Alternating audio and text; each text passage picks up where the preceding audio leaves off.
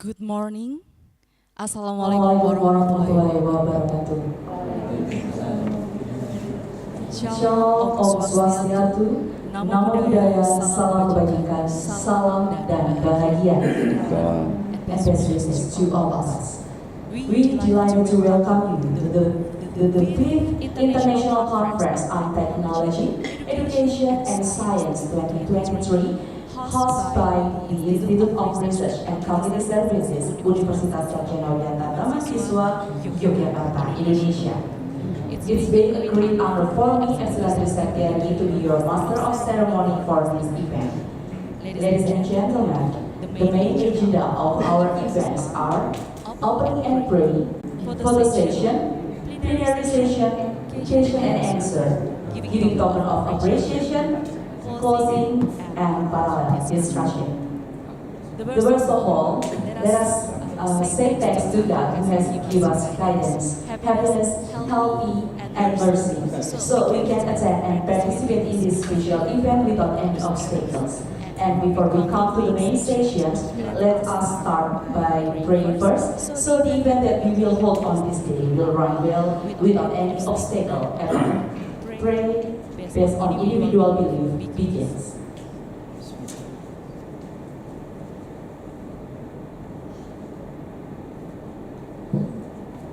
Done. Thank you. Ladies and gentlemen, we would like to welcome you again to the 5th InCoTES 2023 run by the Institute of Research Development and Community Services, Universitas Sarjanawiyata Tamansiswa, Yogyakarta, Indonesia. The Institute of Research and Community Services, Universitas Sarjanawiyata Tamansiswa, has nurtured the virtuous culture of collective values and global collaborative researches. The conference aims to establish opportunities and professional development on research and community services globally, captured on its conference theme, enhancing global joint research and publication. Please give us the applause about this event. And for your information, InCoTES is associated to the USD journals and InCoTES proceedings for paper publication. It is an honor to me to introduce and welcome the guests at our screen and on-site. Professor Dr. Haji Padimin MPD, PhD as Director of USD, Associate Professor Dr. Ignasi Ribo from Mai Fah Luang University, Thailand, Professor Dr. Manfred Fehnemann from University of Paderborn, Germany, Dr.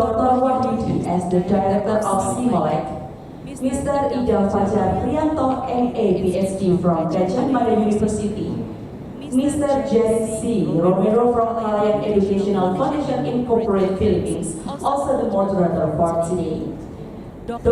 Yuli Priyati as the Vice Rector for Academic Affairs of USD, Dr. Kusuma Chandra Kirana as the Vice Rector for Human Resource of USD, Dr. Adi Setiawan, SOC MPD as the Vice Rector from Students Affairs, Dr. Sylvester Goridus as the Vice Rector for Partnership Affairs, Dr. Siti Rohmiati as the of the Institute of Research and Community Services of UST, the Director of Graduate School, all deans, heads of departments, heads of the Institute of University Development, and head of the Institute of Quality Control, and all InCoTES participation who are attending on site at Universitas Sarjanawiyata Tamansiswa and also virtually on Zoom and live streaming. Alright, ladies and gentlemen, for a brief moment, we would like to invite you to sing Indonesian anthem and USD March. Honorable audience, I would like to invite you to stand up.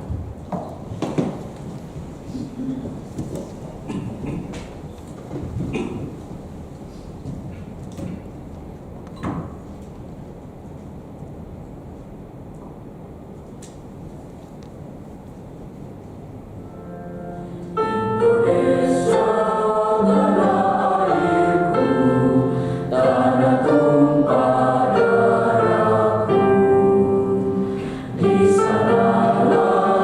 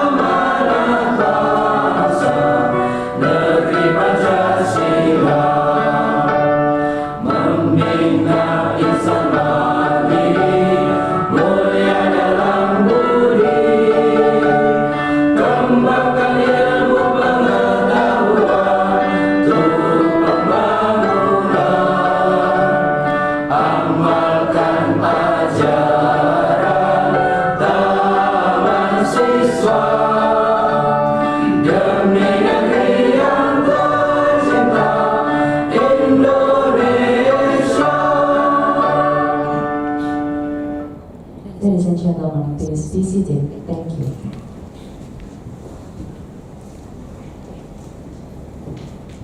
Ladies and gentlemen, we are now going to listen to the opening remarks from the commander-in-chief of the 5th InCoTES 2023. Please welcome Ms. Ima Widyastuti.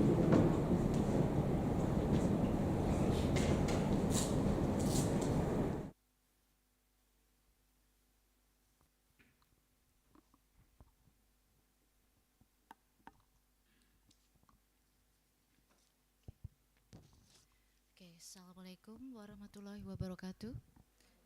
Good morning from Indonesia. Salam dan bahagia. Salam. The Honorable Rector, Vice Rectors, Director of Graduate Schools, Dean, Head of Department, and also all my beloved friends. In this conference, then I would like to greet also the plenary speakers, Dr. Wahyudi from Simolex, Ida Fajar PhD from Gajah Mada University, and then Associate Professor Dr. Ignasi Raibo from My Feng Yuan University, Thailand. And then the last, Professor Dr. Manfred Pienemann from University of Paderborn, Germany. We also like to welcome Bapak Wahyudi. Please be seated. Yeah. Yeah. Yeah. Welcome Bapak Wahyudi from Simolex. Nice to see you, Bapak. Yeah. Okay, and also our main moderator today from our co-host university, Mr. Jerick Z. Romero from Kalayan Educational Foundation, Incorporated, Philippines, and also 17 co-hosts from overseas and also domestic countries, then all the selected presenters and participants. On behalf of the committee of InCoTES 2023 and the head of the Institute of Research and Community Services, Universitas Sarjanawiyata Tamansiswa, we would like to welcome everybody and thank for the participation in this conference. We realize that during the process of InCoTES preparation, we had made several mistakes in preparing and also in communicating with all of you because of the social and cultural issues and also the cross-cultural understandings between us.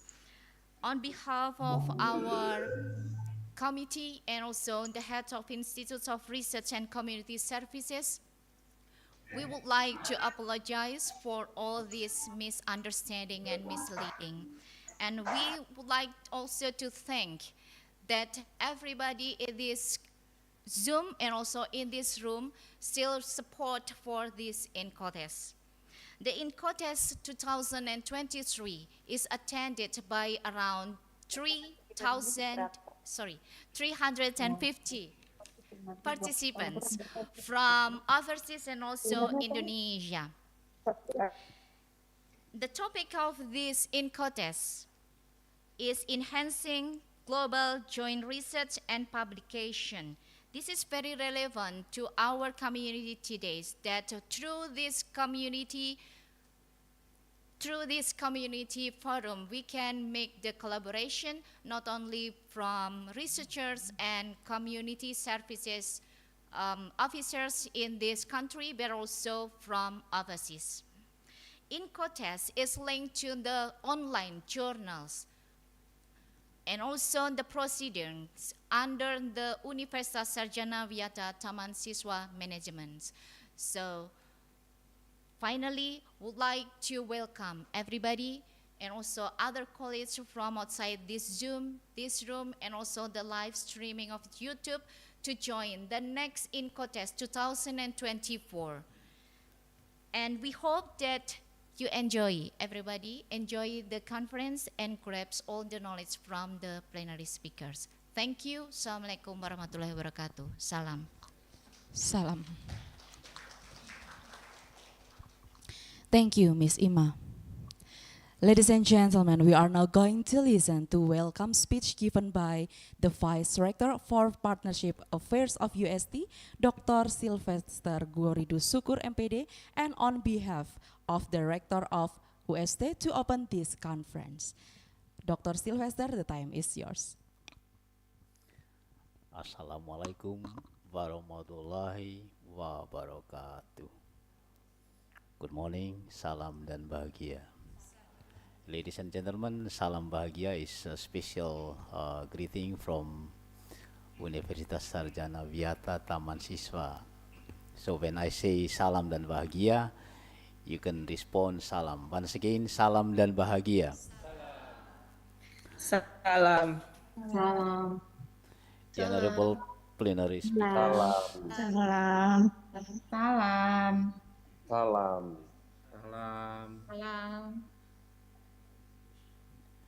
Dr. Wahyudi from Simolek, Pak Ida Fajar Priyanto, MA PhD from Gajah Mada University, Associate Professor Dr. Ignasi Ribo from Mai Fah Luang University, Thailand, and Professor Dr. Manfred Pineman from University of Paderborn, Germany, and all the distinguished participants of this fifth International Conference on Technology, Education, and Sciences 2023. First of all, let's thank God for His blessings on us today so that we can be here to have this international conference. Second, I'd like to express our gratitude to the esteemed speakers of today's conference for sharing their knowledge today. Universitas Sarjanawiyata Tamansiswa, or UST, through the Institute of Research and Community Services, places human research development as a high priority in research and community services. We believe that the use of intellectual capital is an essential advances on empowering our human resources and capacity building development. We really support strategic plans to ensure our integration into and collaboration with the international community. Through this fifth InCoTES, we establish a new horizon on professional development, networking, partnership on research and community services. We do hope that all of us here today will be deeply enlightened and get as many benefits as possible from this international conference. Ladies and gentlemen, to shorten the time, on behalf of the Rector of Universitas Sarjanawiyata Tamansiswa, I hereby formally open this international conference.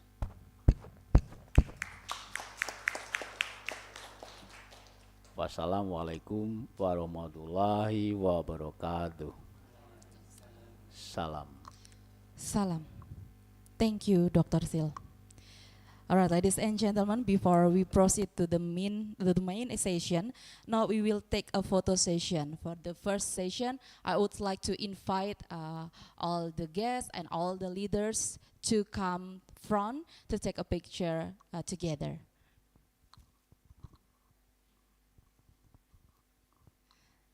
And after that, we will take a picture for our friends on virtuals. Maybe I will ask to all of you on Zoom or live streaming to turn on your camera. And after this, we will take a picture of you. Wow, that's great. With the blue background.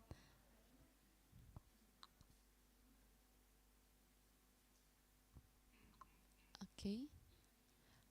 Committee, please, to take a picture. Mas Tunggul.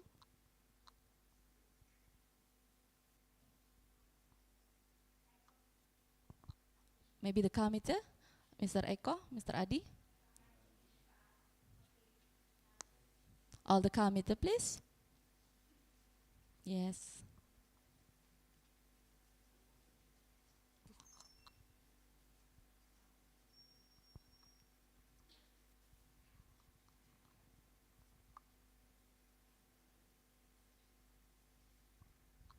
All right, so the first we will take a picture, the participant, the audience, and all the leaders on site. And then the second session, we will take a picture for our friends on virtual.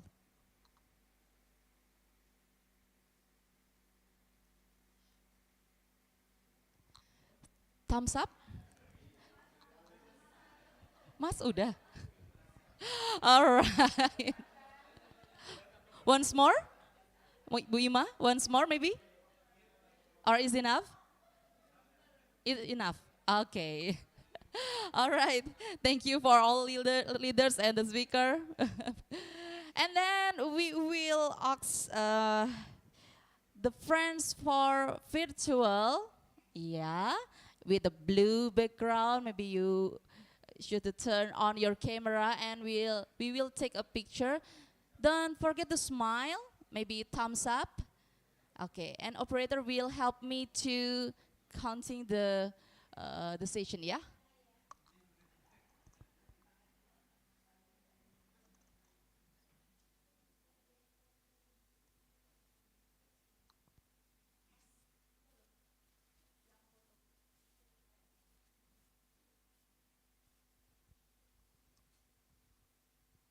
All right, thank you.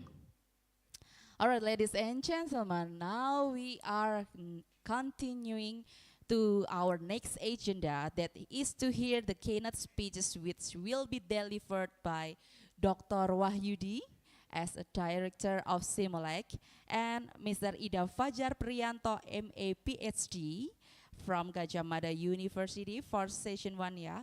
And after that, we will break about 30 minutes and we will be continue to the next session with another speakers, Association Professor Dr. Ignasi Ribo and Professor Dr. Manfred Pieneman. And also now I would like to invite Mr. Jerick Z. Romero as a moderator for today. Mr. Jerick, are you there?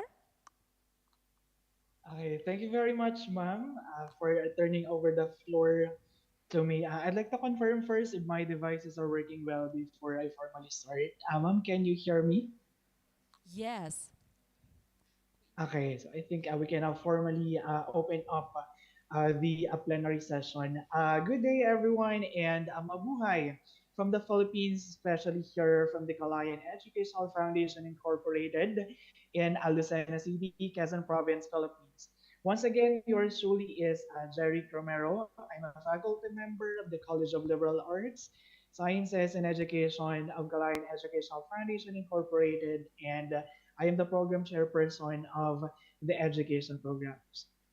It's an honor to be co-hosting an event as grand as this International Conference on Technology, Education, and Science. And as a moderator for today's engagements, I'd like to extend my gratitude to both institutions, the Kalayan Educational Foundation Incorporated and Universitas Sarjanawiyata Tamansiswa in Yogyakarta, Indonesia. Okay, to formally start, allow me to mention first the general guidelines for the question and answer portion of this plenary session. Basically, we have two sets of speakers for today, and for the first set, the Q&A shall only proceed once both speakers have finished their presentation. So, if you have questions at hand for the first speaker, please have them reserved and wait for your turn to ask them after both presentations. Okay, and also to address the question to the concerned speaker, you may use the raise hand feature of this Zoom platform and wait for me, your moderator, to acknowledge your intent to ask the question. And also, you may use the chat box. And what you're going to do there is type in your question, and yours truly will direct the question to the concerned plenary speaker. However, for the next set of plenary speakers, the Q&A or the question and answer portion shall proceed immediately after their respective presentations. The process of asking questions, however, shall remain the same. And I hope I made everything clear. And with that, let's keep the ball rolling by getting to know our first esteemed speaker. Our first speaker is currently the director of Simeo Simolek in Jakarta, Indonesia.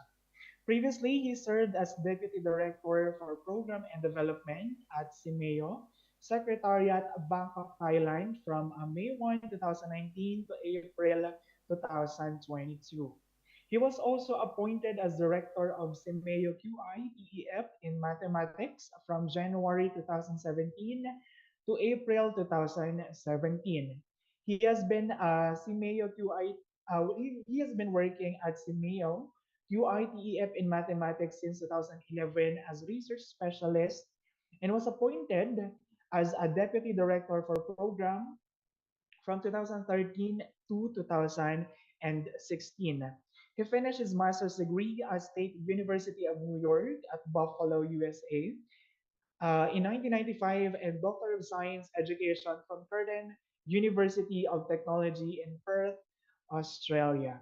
And his research is concerned predominantly with classroom learning environment in science and mathematics classrooms, classroom action research and lesson study. And in particular, he focuses on student-teacher interaction and its effect upon teaching and learning practices and processes in science and mathematics classrooms.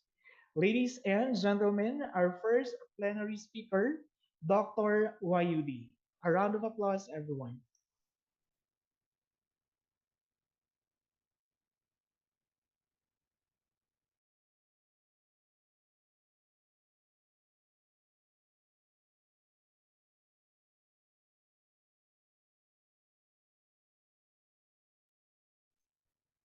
Dr. Wayudi, we would like to confirm if you're ready to have your presentation.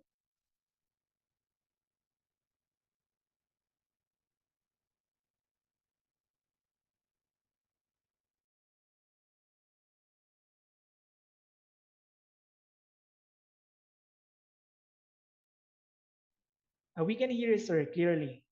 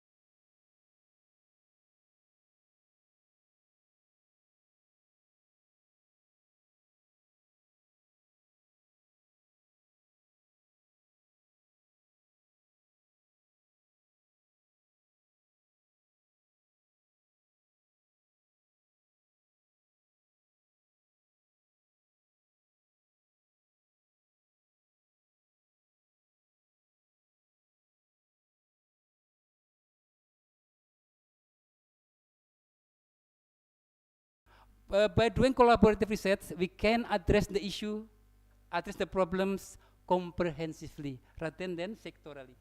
Yeah, exactly. So so far, last year or this year, last year in Bangkok, this year in Penang, and next year we will have our conference on Center Policy Research in Brunei, Darussalam. Okay. While it is closed for centers, we think about why don't we open to our networks like university partner and so on. So hopefully, yeah, we can extend invitations to UST and also others partner who join the InCoTES, the fifth InCoTES today. Okay. And I believe some of university already joined this one, and I believe they are happy because by having C-teacher, C-TVET, we can send our students to have exposure, international experiences, yeah, teachings, student. And so far, I never listened about the negative news from this one, Ibu. Okay, I believe. Okay, CTFET also, CTFET meaning from the vocationals like hotel, tourism, mechanic, engineering, and so on. Okay. The last one, this is the big ones, and this is the official collaborations among the countries, and only among the university. Okay? And this is funded by the Republic of Korea through ASEAN Secretariat. And to be honest, to get this project, the very, very long journey. I was involved since 2014, developing the items, and then almost in coma. But then, like the angel come, no. We need to establish, and finally, during 2019, we already embarked the data collection. Even though not 11 countries joining, but at least 6 countries. And the data already in there. Now the questions, can we use that data? We can publish based on data, Bapak. If we can get access and join we can communicate, we can consultations with the CPLM country team, okay? Yeah. And now, this is the second round of the CPLM. This one, Southeast Asia Primary Learning Matrix. Yeah, focusing on grade 5 primary school teachers, focusing the test on literacy, numeracy, and digital citizenship. Okay. But sorry, Indonesia not joining this one because we already have too many assessment. Okay, but it's okay. Yeah. Okay, I'm not sure if can we move to the next slide?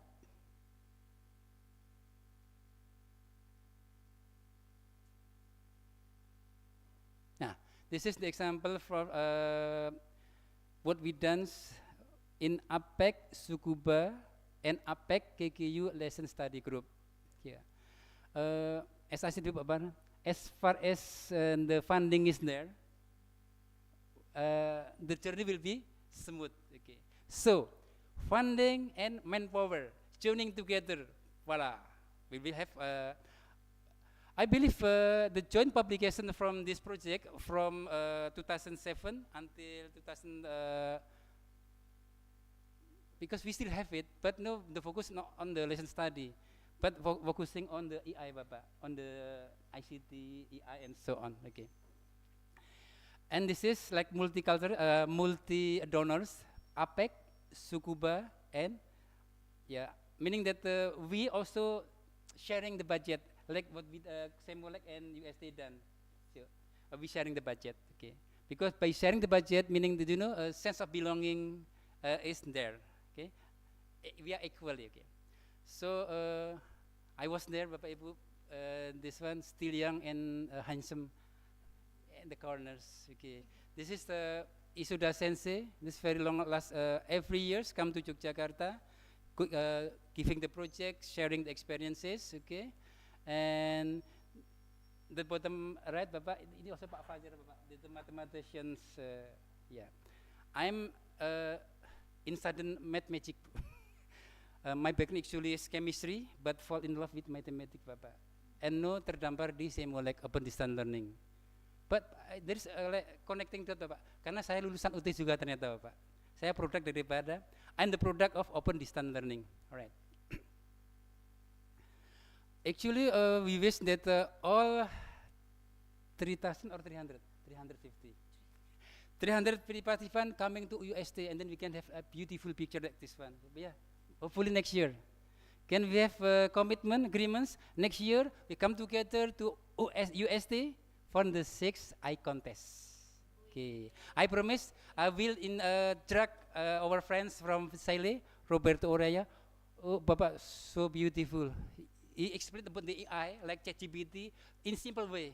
No, this is machine. Don't so exciting, but it's already magic for me. I know. Okay, so maybe next year. Okay, next please. Wait, I talk too much already, Bapak. Okay, so this one like I couldn't find the UST picture, Ibu. But because many university already joined the CTFET teachers. They already benefit the program, yeah, by having sharing, exchange experiences. So by doing collaborative, we can exchange. By exchange, we can improve our understanding, our capability, and so on. Okay, yeah. Next, please. I think this is the last one. Yeah. So in conclusions, to do the collaborative research, and we believe that by empowering researchers play in doing collaborative research and publications, it will empowers the development of in many areas in our regions. Okay, and the strong and knowledgeable research community, the community, no individuals. Okay, because by doing together, we can contribute significantly to the socio-economic growth in our regions. In many things, in education, in scientific, in health, and so on. Okay, and this is the I would like to propose education and capacity building in the environment of research. What have we done so far? My question, specific one. After the InCoTES, what to do next? Just done? Make the report? No. We need to think about it. May I propose, Mbak Ima, for the selected good quality papers or in the medium, we can like conduct the the workshops how to improve the quality of the papers. Invite the expert. Okay.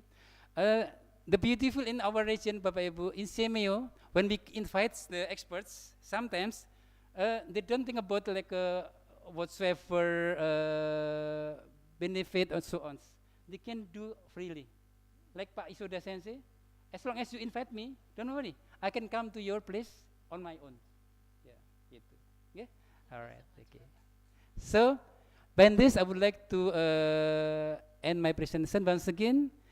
Collaborative research and collaborative publications will improve not only our academically, but also I believe can move like air mengalir, the flow of waters into our society and so on. Okay.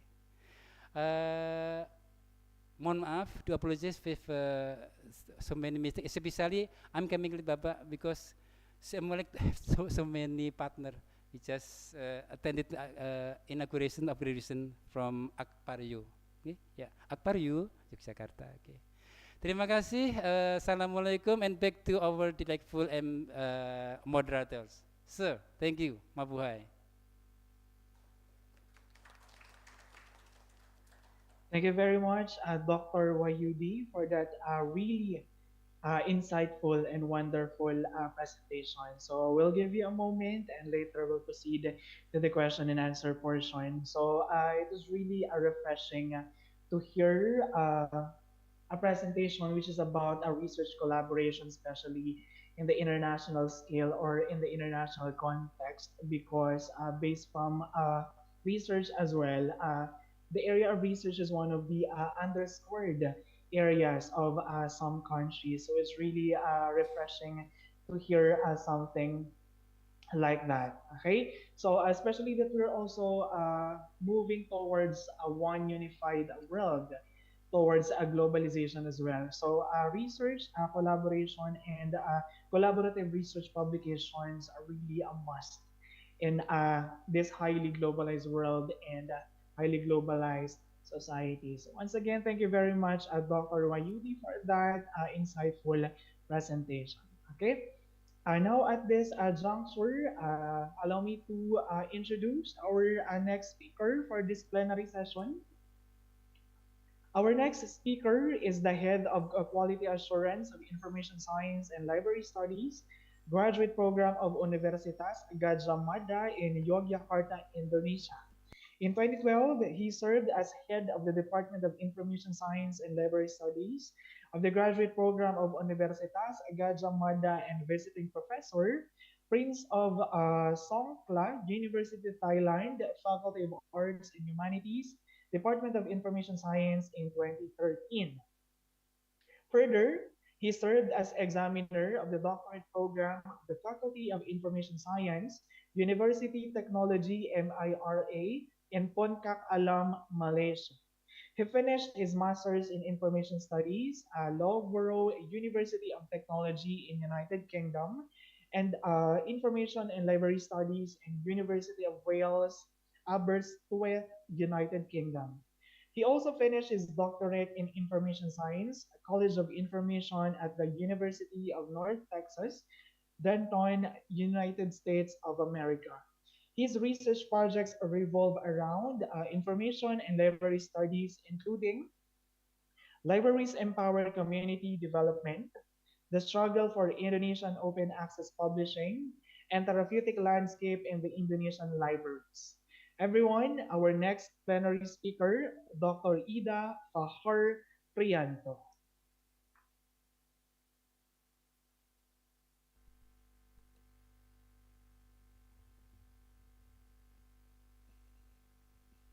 Right. Good morning.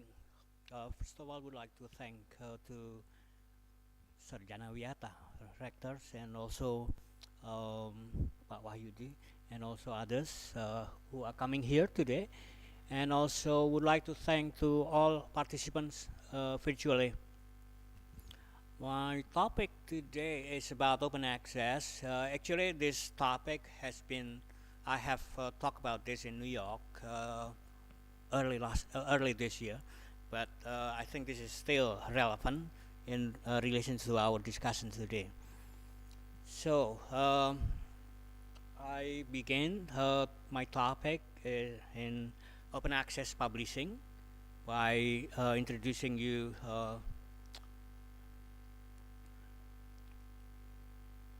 I think my is not compatible. Okay. Um, yeah. Okay. Thank you. So I'm going to talk about four things. First is scholarly communication, and then open access publishing, and then next I'm going to talk about Indonesian open access silent movement, and last is the future. What we can do in the future with the some problems and challenges. So let me first talk about the scholarly communication. So this year is actually the 348th anniversary. It's been a long time that we started our publication with peer review. So this is the first peer-reviewed journals was published in 1665. So it's been a long time now, and that is actually the marking of the beginning of scholarly communication.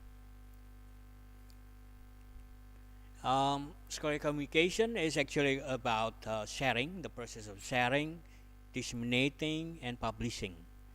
And this is about our research in academics, also researchers, so that the content, the result of the research are made available in the academic area.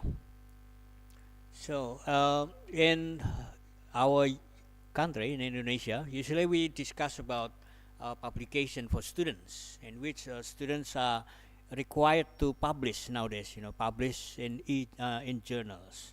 That is actually in the scholarly communication. We can also add with the publication for mass media, so that information of the research can go to public as well, instead of just to the academic.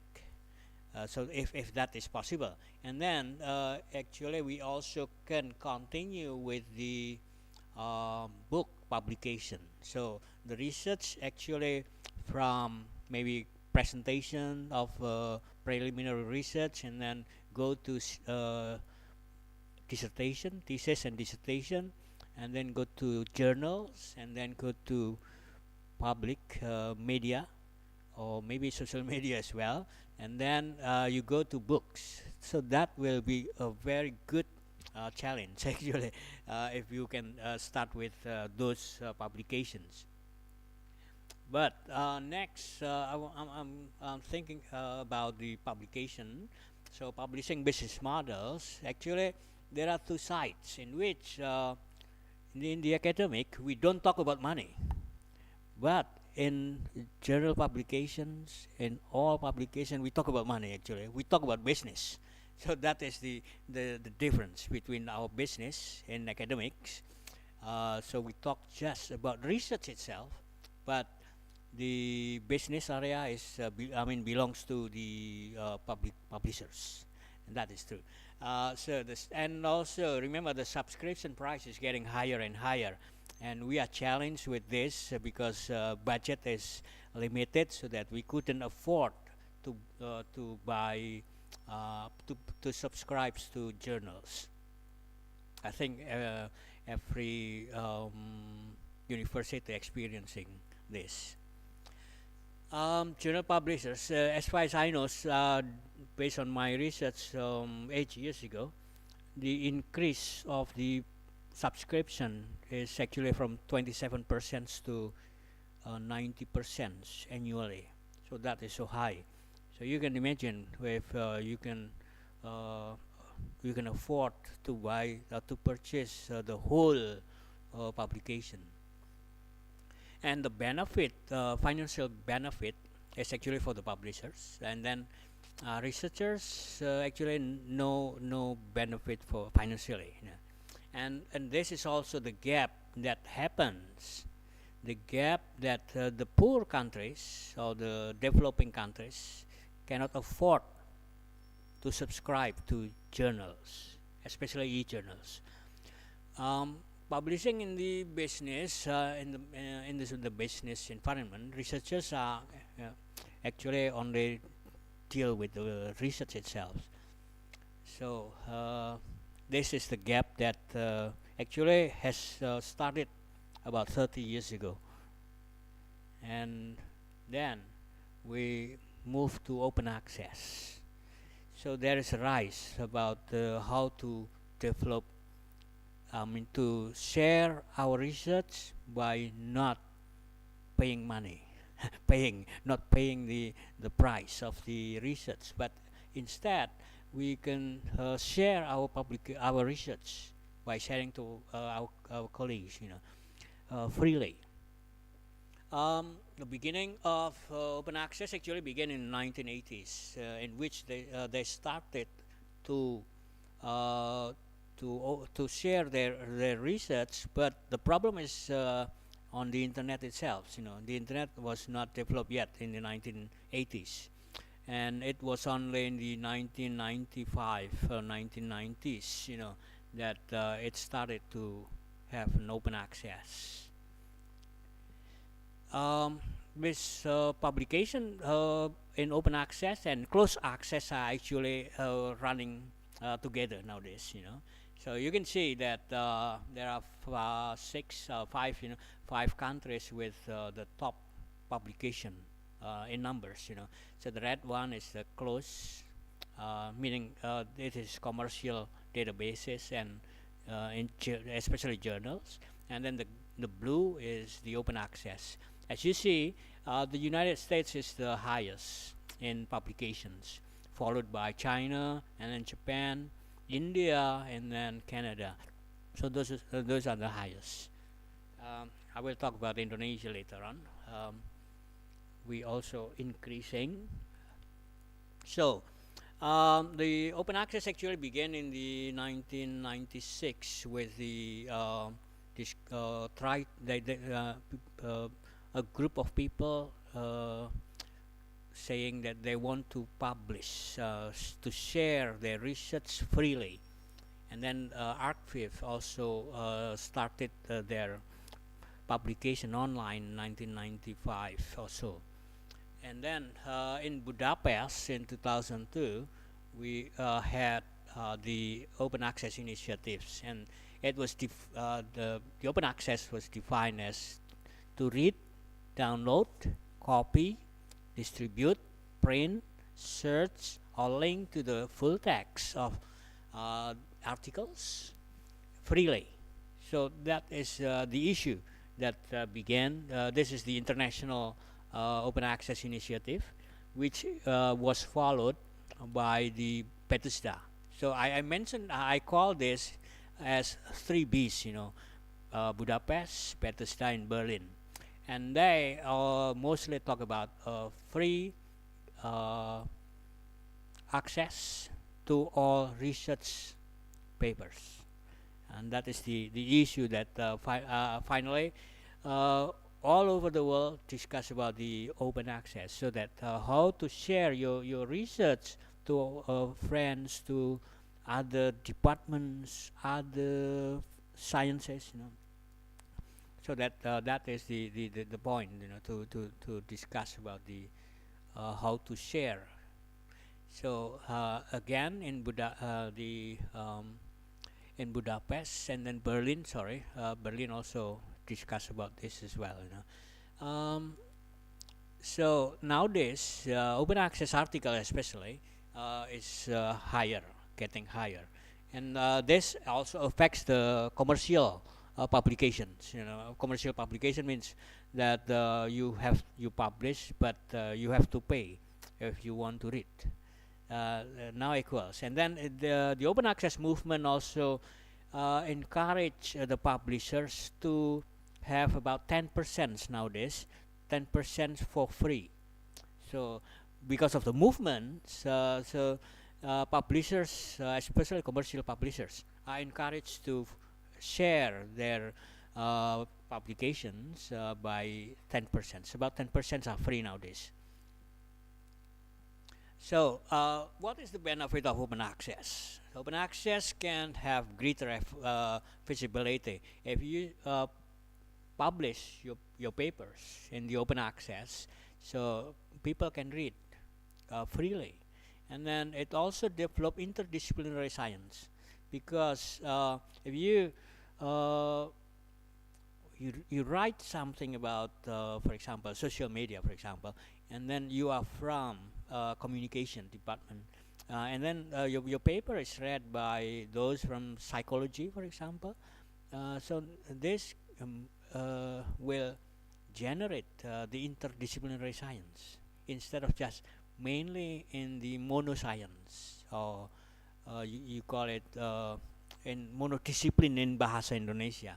So instead, this will generate the collaboration, as Pak Wahyudi mentions, that collaboration actually can start with the open access. If you have publication and freely available, so you can read, and then you can include, and then you can also invite the authors, and then you can have a collaboration, interdisciplinary science. That is such a good thing. When Pak Wahyudi mentions about tsunami, for example, most people do research on multidisciplinary science. Multidiscipline means if you are from education, you talk about education in relation to tsunami. If you are from geography, you talk about geography in relation to tsunami. But if you publish in open access, probably you may collaborate between psychology and then other sciences, and then it becomes new science. So we can have open science, right? And then also geographically wider collaborations, because if you publish in open access, people around the world can read yours instead of just those who can purchase or subscribe to your publication. And then also increasing the impact of research. So your citation may increase. I say may increase, and then the implementation. If somebody from public, maybe from practitioners, read your research and then they try to implement, so that is possible. So that open access is actually one thing that you may consider in the future. It's also increasing usage of research.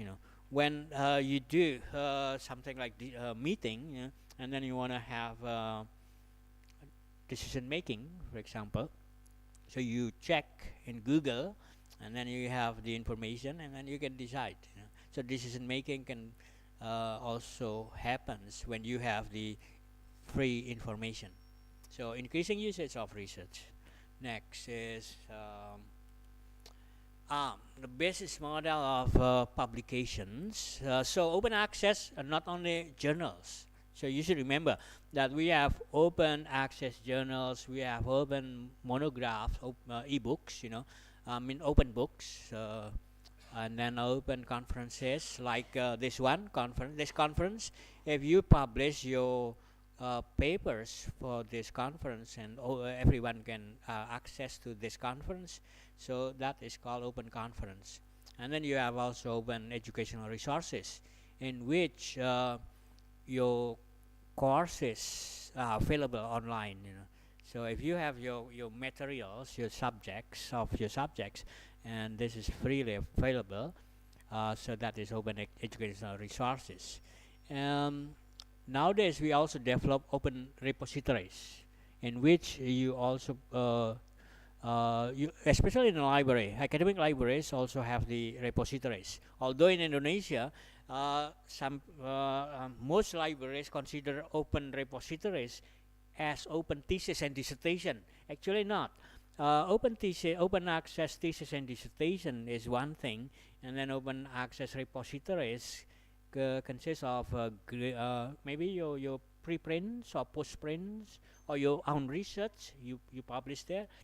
That is open repositories. And one other thing is open data, in which it was started by BRIN in Jakarta.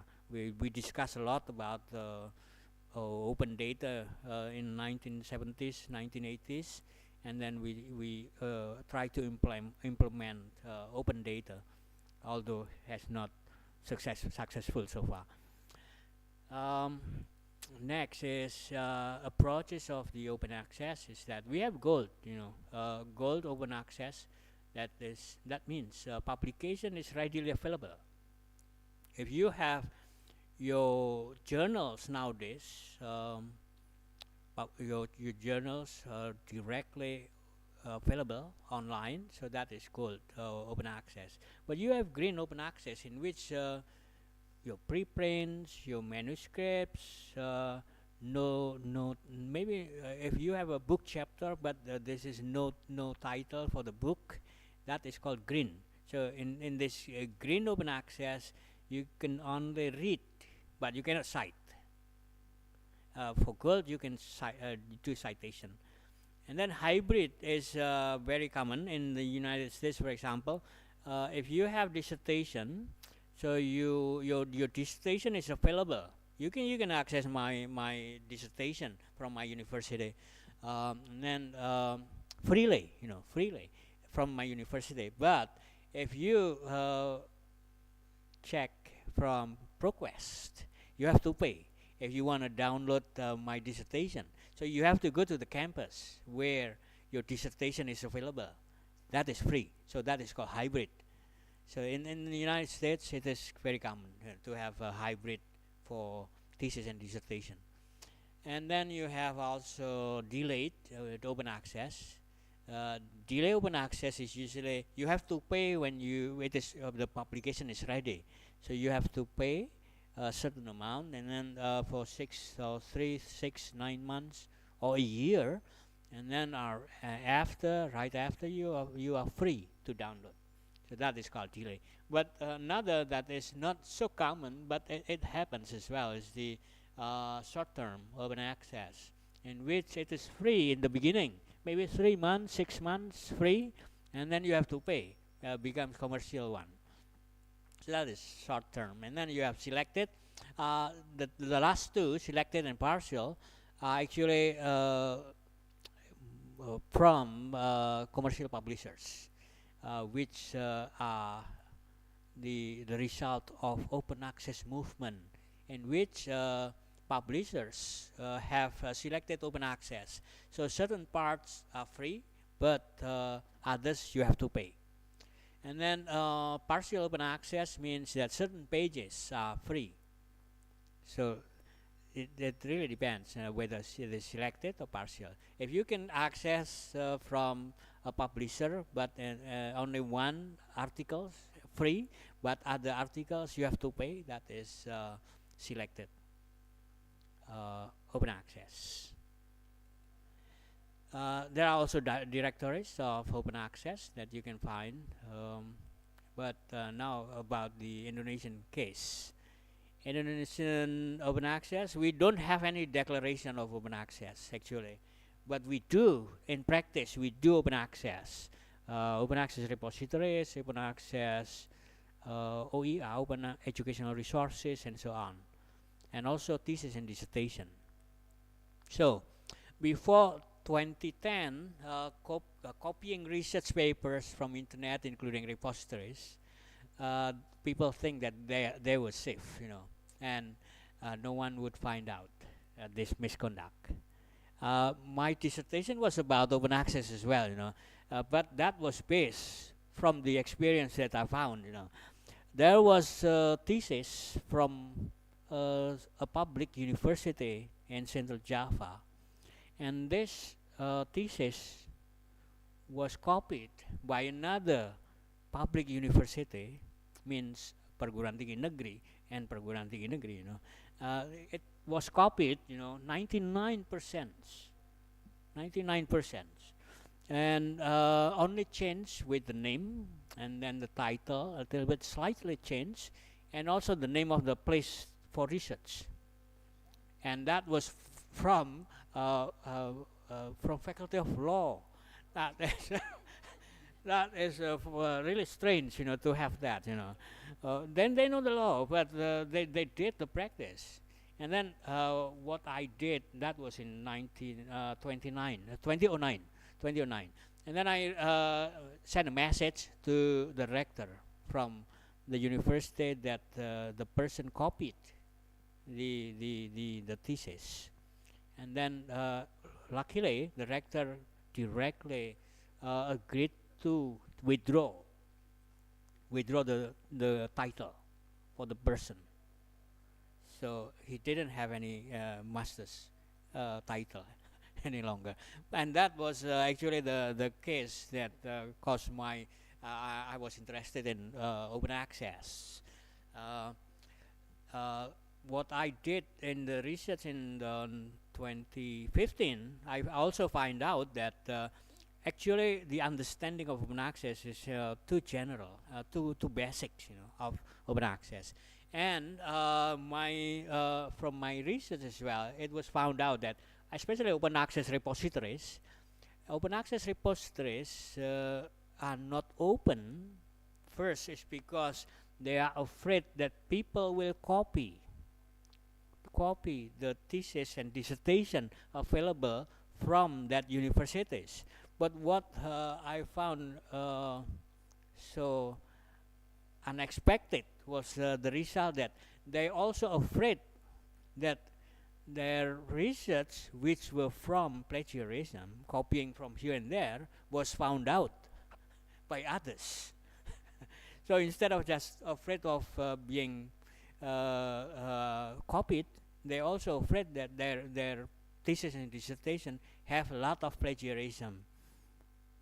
So that was interesting, and they still have the practice, I think, so far, that they don't want to open their especially thesis and dissertation. So in Indonesia, that is the first thing about open access repositories. That's why some universities they don't want to open their thesis and dissertation. First, because they are afraid. They think that people will copy, but actually not always. But they're also afraid that uh, the result of plagiarism will found out. Um,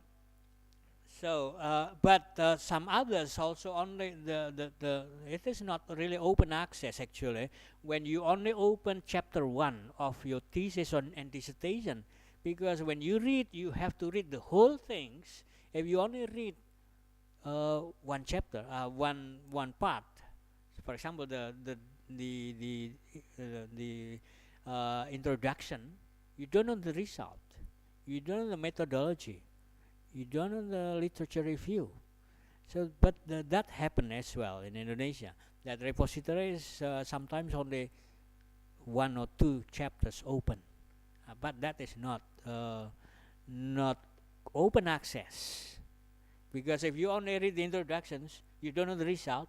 What's next? What you can do from the publication. Okay. Next is about open access books in Indonesia. Open access books are not very popular in Indonesia, especially the publishers. Publishers don't want to publish e-books. Why? Because Indonesia is popular, well known for gotong royong. So one person buy the e-book, and then I can share to everyone, the whole Indonesia. So and yeah, Amal Jariah, he said. This happens, Whenever you have a copy of ebook, you share to everyone, and so the publisher doesn't have benefit, no revenue generated. So that's why people still prefer to have a printed publication in Indonesia. We don't have a strong regulation for the ebooks yet.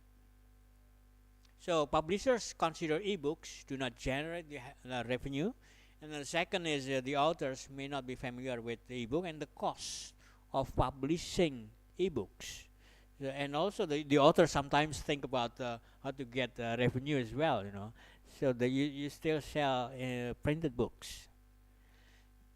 Next is about the open data. Open data, I was invited by, before it was called LIPI, now you call BRIN. We discussed about open data, data. And in the United States, we always have open data. So what you have done for research, you should submit your data. But here, when you do research, actually the data was only a small part that you use for your publication. The rest you just leave it. Actually, if you have, for example, UST, University of Sarjanawiyata Tamansiswa, if you can have open data, all students should submit their data for their thesis and dissertation. That will be good, because this is the proof that he or she does the research. I also strongly encourage in Gajah Mada to submit the data so that this is real research. If you can do this is good, because sometimes you only do research. You can. I noticed that some people don't do research genuinely. Sometimes they just. I remember there was a friend, doing research, but he responded the what you call the questionnaires. He did it by himself, and then the research was shown. It was a very good result for a company in Indonesia. So if you can, if Sarjanawiyata can do that, you have to submit the thesis, dissertation, and data. That would be a good beginning for Indonesia. Maybe that is a good idea to have that. So you need storage for that. So researchers actually would like to are invited to share their data for BRIN actually. The problem with the brain was actually because the promotion, socialization in Indonesia, you say socialization doesn't reach the people in the academics. So the brain, I think, does fail with the data from research because socialization is very weak. So researchers usually keep their data close. They keep by themselves. Sometimes it's just already gone. So actually, if you have data, you can also still use the data, or maybe others can use the data for other research. So this is a good beginning if you can have open data for the university level. That is also good. Maybe the data from School of Business, and then somebody from um, maybe from communication wanna see how the behavioral economics, especially in behavioral economics, you want to see the customer's perception of something. So those students from communication can use. So that is a good idea to have open data because it also develop interdisciplinary science. So data management is new to researchers nowadays, and still people still try to encourage to have their data submitted. Maybe Sarjanawiyata can start as well with the open data. Next is open access journal. We still have problems with open access journals, although you have Rama, Sinta, and other wayangs, but you still have problems actually. We discussed this in several places. I discussed this in New York early this year. Open access journals are the most in number. Indonesia has the highest in Southeast Asia open access articles. But mostly it's written in Bahasa Indonesia. That is the problem actually. Although you have Rama 1, Rama 1, 2, 3, 4, 5, 6, but it is not visible because it is written in Bahasa Indonesia. So well known only in Indonesia because your publication is in Bahasa.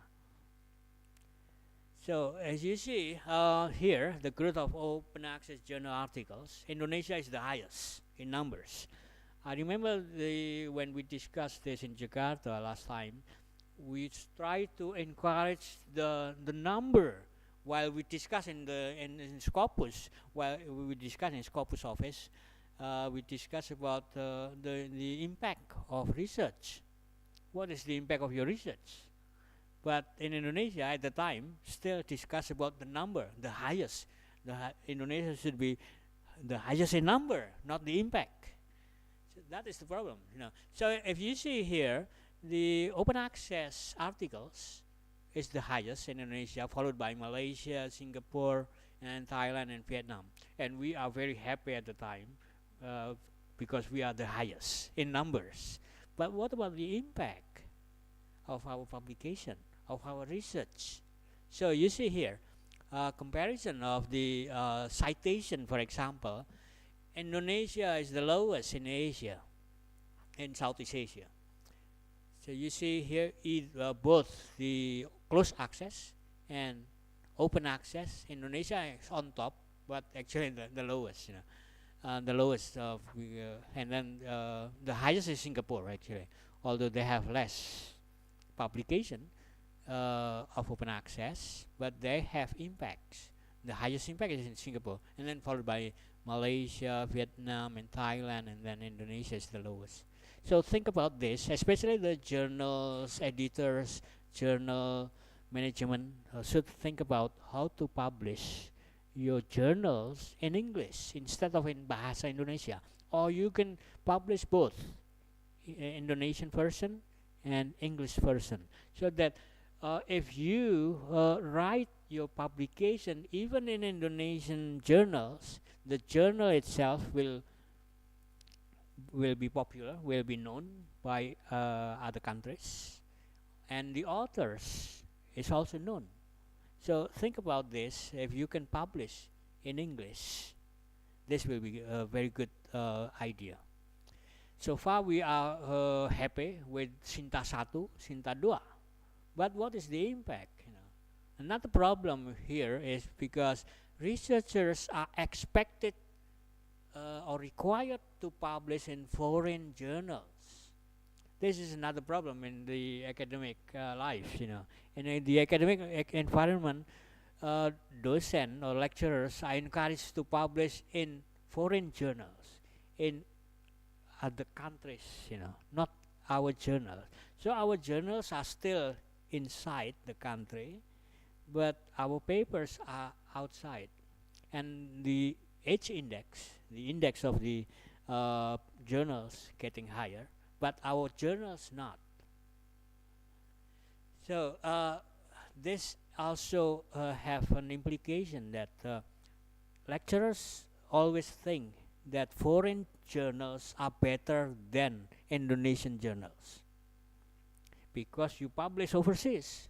When you publish overseas, you are proud. But when you publish in Indonesia, you are not so proud as, not as proud as you publish in the international level. Although this is in maybe in China, maybe in Bulgaria, and yeah, any other countries. But what is important is foreign country.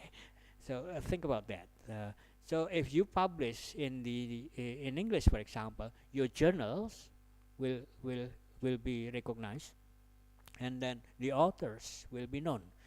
In India, for example, India lecturers write their publication in their own journals and in English, and they what you call they make it in a database, become a one database consisting of Indian journals, and they sell to Europe, to the States, and so on. So the authors from India are well known. We write in Bahasa Indonesia and publish in Indonesia. So we have problems. So we have to consider that perception of reputation of the journal itself is important in that case. So don't think that international journals, meaning you publish overseas, is better than publishing in Indonesia. Actually, we have lots of research, but our research doesn't reach worldwide because it is written in Bahasa. And students are required to publish nowadays in journals, can be in Bahasa Indonesia. So students level go to Indonesian open access journals, and then docent or lecturers go to foreign journals. So our reputation for journals is the student level. Although this may be good as well, but we don't know exactly. But most lecturers publish their journals indexed by Scopus. So think about this. Right, okay. So lastly, I would like to talk about the future for our publication and open access. So internalization is important. So in this case that we internalize Indonesian journals and invite researchers to contribute to Indonesian open access journals. This will impact a lot, for our journals and our authors. And then in order to get the impact of open access journals and other open access research publication, it is written in English. So think about this. Our somebody sitting beside me is English lecturer. So she can translate your publication, and then your journals is written in English. So you can start with that. Think about that as well. And regulation regarding e-books, production and sale must be prepared. We should think about how to change from printed books to e-books. But we need regulation and strong regulation. And lastly, is repositories. It could be made available freely and accessible for everyone. So that would be our ideas to develop not only research, but also journals publication, books publication, and so on.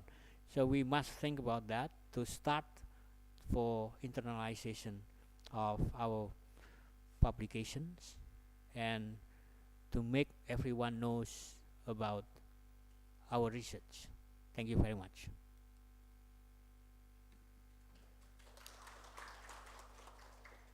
Thank you very much, Dr. Pianto, for that really fruitful presentation. So something which is a topic not known to everyone, the open access publishing. And I personally think that is really a good area to focus on, as it would definitely pave the way for a more productive research culture and tradition in different Southeast Asian nations, even the world in general. Okay, once again, thank you very much, Dr. Priyanto. Now, at this juncture, ladies and gentlemen, same with what I have mentioned earlier, the floor is now open for the question and answer portions. You may use the raise hand feature of this Zoom platform to address your questions to the concerned speakers, or you may use the chat box and the Q&A feature as well of this Zoom platform to address your questions.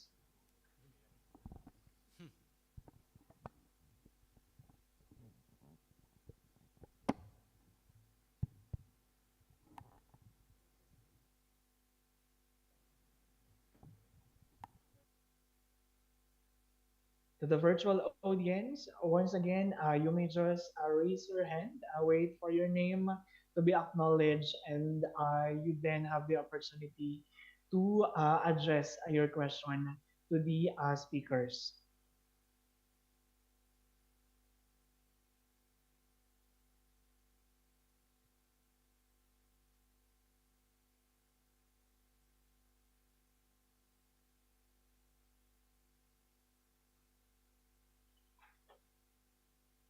Okay, I think I'm seeing one participant who's raising their hand. So I'd like to give the floor to Mr. Mark Gabriel Wagan from ASEFI Philippines to address the question. A great afternoon to everyone. Am I being heard? Yes, sir, loud and clear. Okay, thank you very much, Professor Jerry Romero, for that confirmation. Okay, again, great afternoon, especially to our friends from Universitas Sarjanawiyata Tamansiswa. Okay, so actually have questions for both speakers, but let me say it one by one. Okay, so for the first question, this is for Dr. Wayudi. Okay, so it's good to hear, Doctor, that there are already efforts exerted towards collaborative research, because I myself is a firm believer that collaboration plays a huge role in the context of research. Now, my question is, what specific topics or areas are the current priorities of SIMEOC that you think lecturers and students nowadays should study more about to get possible funding? Thank you very much.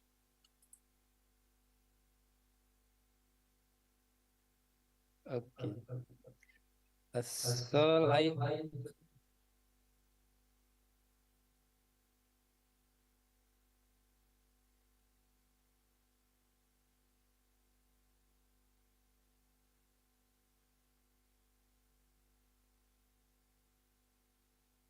Dr. Wayudi, okay. we would like to confirm if you Thank you. have Okay, all right. Yes. acknowledged the Okay, question. good. So, thank you so much, Marks, for the question. That's very good questions. All right. Actually, SEMEO, meaning that we refer to 26 centers. Okay, and I think the most attractive topic now is about the advent of ICT, right? Because so far, the post-pandemics has bring new era that we are not sure yet what is new era. Okay, some believe that why don't we just use the onlines because you're already familiar and so on. Okay, yeah. As I mentioned before, okay, hold on, that in the big projects, but it is for the among the countries we have CPLM, but for the like say not talking about big, but uh, collaborative research, say via lecturers. We would like to collaborate with others, lecturers from other university. Okay, my suggestions, like you know, the use of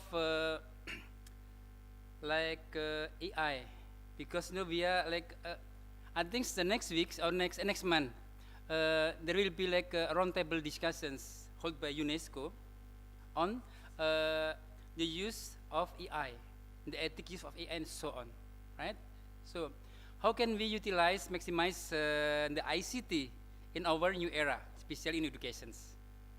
So I think that what we call the sexist topics to get the funding, sir. Thank Thank you you. very much. Yes. Yeah. Okay. Thank you very much, Dr. Wayudi, for that response to the first question. I think it's really a timely topic to explore on. So under information and communication technology, we have artificial intelligence or AI, as it is new also to the overall education system. And there are emerging trends on that. So hopefully the question has been answered, Mr. Aguilar. So I think we can now proceed to your next question, sir. Yeah. Thank you, Sir Jeric. Thank you, Dr. Wayudi. That was enlightening. Yeah, it's actually one of the things that I'm thinking right now, um, with my friends in Indonesia.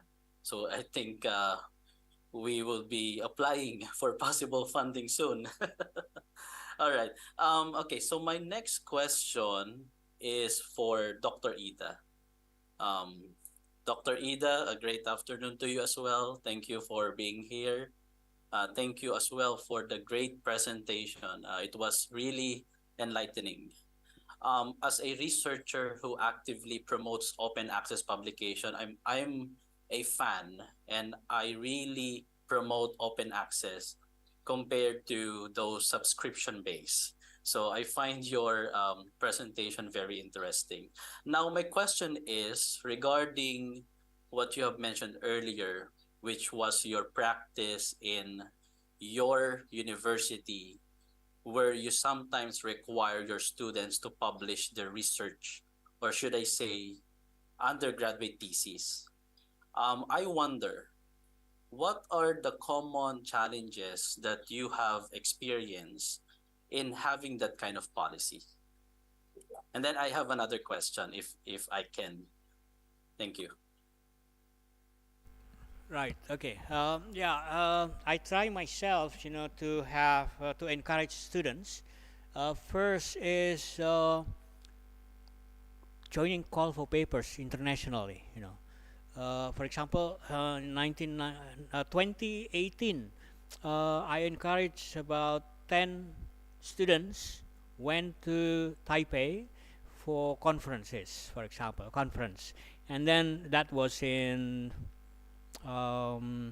September or so, and then in by the end of November in the same year, 2019, there were 10 students went to um, Beijing, for example. So this was pre-proposal, pre-proposal. Before they did proposal, they tried to share their idea by doing small projects, and then they present in the international conferences and becomes an open conference.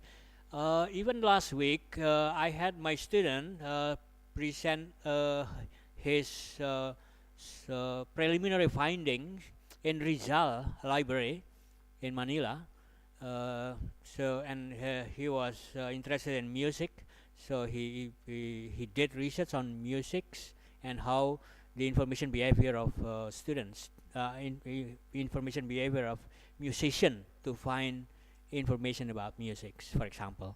So what we do in the university is first is encourage students to do international conferences.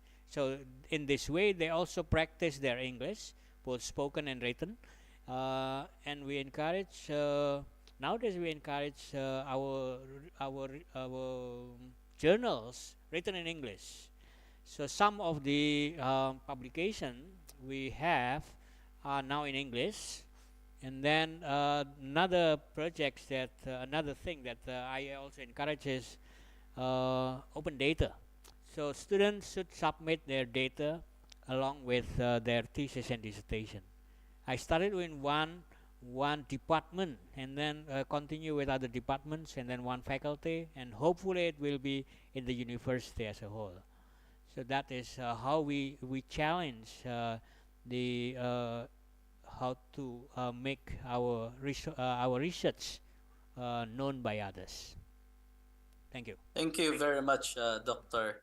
Ida, for that.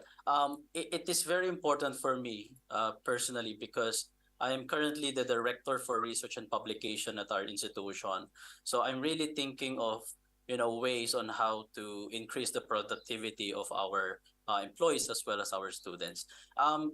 Professor Jerry, can I ask another one, if it's okay? Okay. Prof. Ima, Yes, sir. is that fine? This is No worries. still for Dr. Ida. This will be very short. Dr. Ida, I have another question. You've mentioned about the choice of journals, where to publish, right? Um, and you have suggested that the journal that a university publishes could be limited to the research of students. Like, for example, our institution is managing journals. We have institutional journals. Do you suggest that we only open that for our students, while the research of our lecturers and professors should really be published externally, preferably foreign journals? Am I correct with that understanding? Can you please reiterate? Thank you. Uh, the practice, what happened nowadays, that is the way. That's the way. The practice, the real practice. That lecturers are encouraged to publish overseas, and students are encouraged to publish in our in the Indonesian journals. Although they can also publish in internationally. But this has now become discouraging that. Lecturers may consider that the Indonesian journals are not as good as overseas journals published by overseas. If they always uh, publish their research in the international journals, that means publish outside of the country. So what I feel sad is because our journals are not so popular. We have lots of journals, especially the open access journals, but mostly are written in Bahasa Indonesia, in Indonesian. So those publication are not, have no impact, not strong impact worldwide. And also because librarians also encourage them to access subscribe journals instead of in the Indonesian journals. So that is also another problem that we face. So actually, if we can promote our journals in the country and worldwide, that also help the journals well known. So nowadays we only articles published overseas that is known worldwide. Our own journals are not well known, and then students' research may be good, but because they are published in Bahasa Indonesia, in Indonesian, so they are not widely known. So I encourage the journal management to start thinking about publishing in English, and so that this will be known in open access in English. So that is my suggestion. Thank you. Thank you very much, Dr. Priyanto, for the comprehensive responses, and to Professor Aguilar for the effort to interact with the speakers. So, I've just noticed and observed that both a research of research and presentation of Dr. Priyanto and Dr. Waryudi are some sort of intertwined So you do it open access, and at the same time, there's the concept of research collaboration and publication. So some sort of they are similar, and with effective implementation. So both will definitely foster an effective research tradition as well. Okay, so I think we also have one more question. I think to wrap up the presentation as well, I'd like to give the floor to Mr. Jamio Sulaimon, if I pronounce your name correctly. Yes, yes. Good morning, sirs. Good morning. My observation about the last question is that for the journals in my own home university, how it was being operated is that the lecturers and the students also collaborate to write article in the local journal within the country, while the lecturers and the students also still collaborate to write for international countries publication. I believe that that will give that gives the home country journal values and integrity also, the same way they also publish in other countries to give the home country international recognition. So both the local journal and the international journal are valued, because even when you are when you are going for promotion, when our lecturers are going for promotion, they are bound to provide local journal for promotion, and they're also going to provide international journals for promotion. So that will encourage the lecturers to also publish in the local journal and also publish in the overseas lecture and overseas journal. Thank you very much. Thank you very much, Mr. Jamio Sulaimon, for the effort of sharing your valuable insights on that. And other than the questions raised, I believe everything has been clarified and laid down so clearly and well. So this, I think, wraps up the first session of this international conference on technology, education, and science. Okay. At this juncture, I'd like to turn over the floor and the virtual floor to the organizers to formally announce the break for today's session and engagements. Thank you.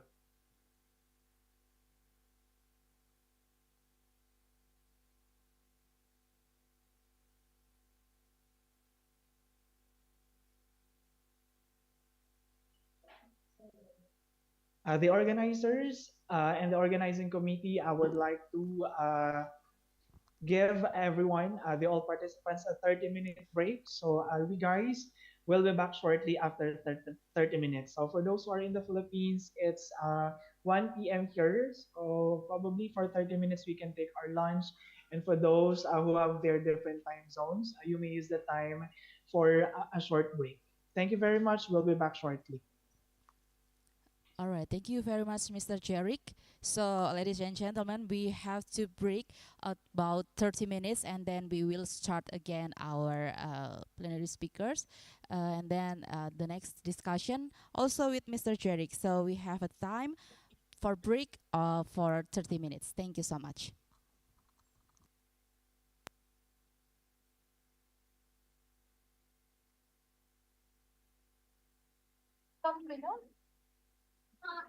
Agad?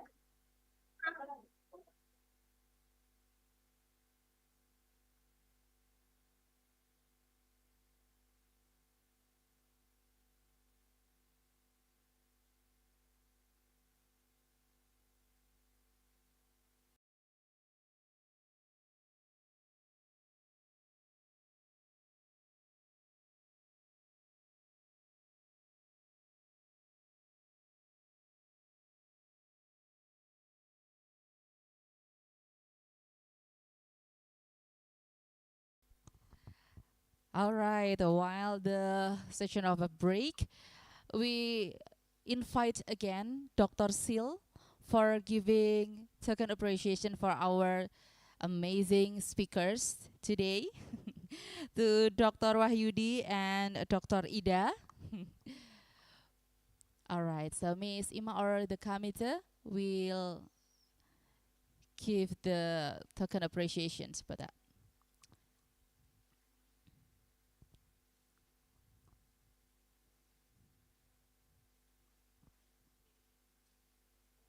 Okay.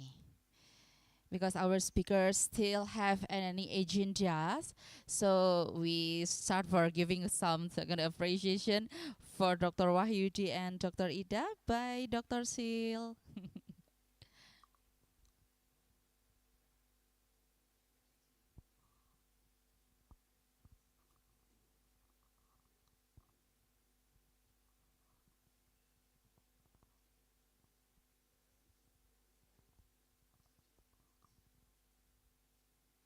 All right, so first, giving token appreciation for Dr. Wahyudi.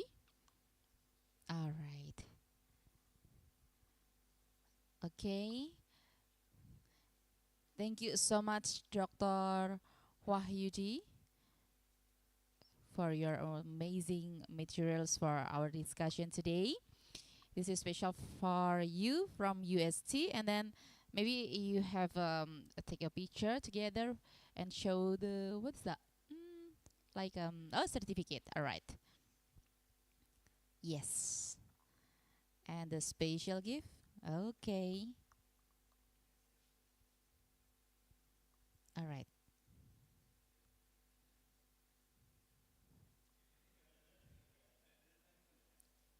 Thank you so much, Dr. Wahyudi.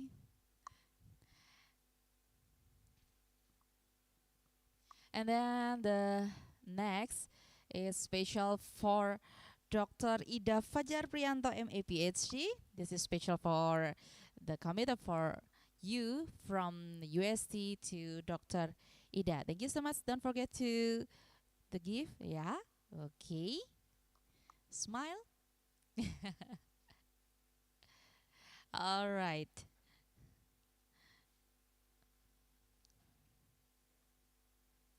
Okay. And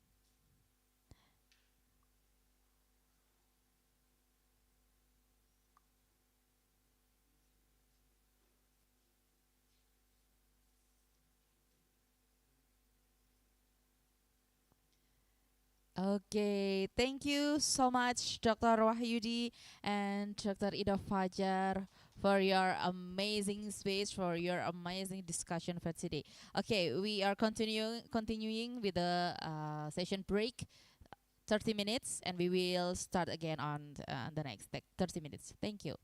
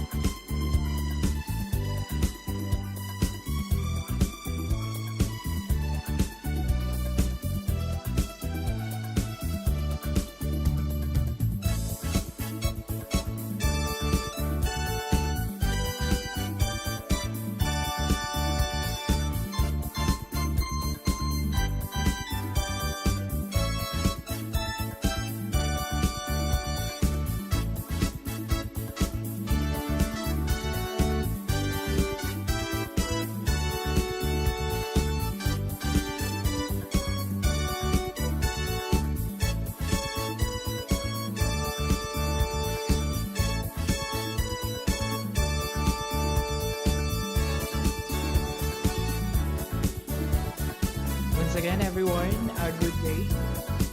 And mabuhay from the Philippines.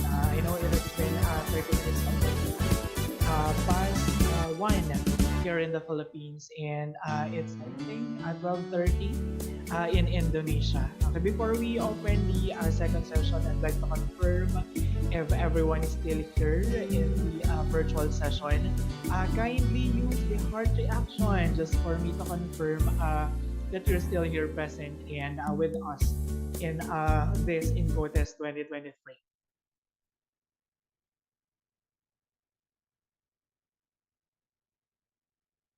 Can I get heart reactions, please? So just for me to know that you are in front of your devices. Yes, available. Yes, sir. Okay, sir.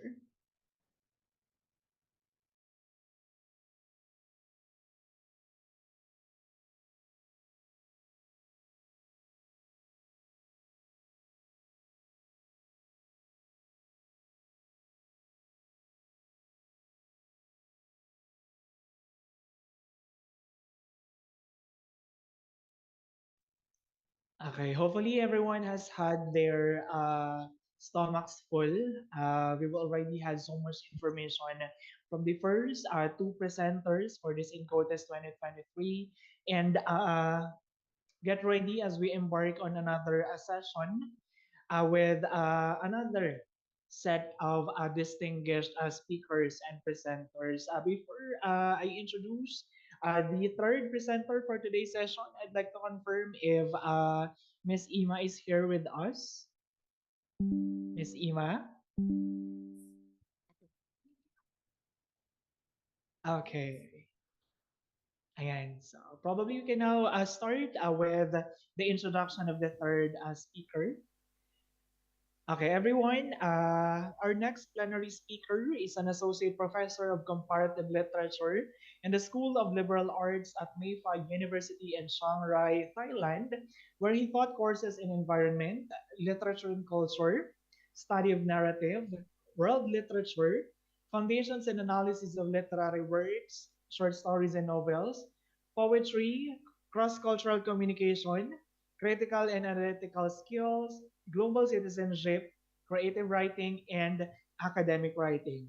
He was also an appointed lecturer in 2016, assistant professor in 2019, and associate professor in 2021.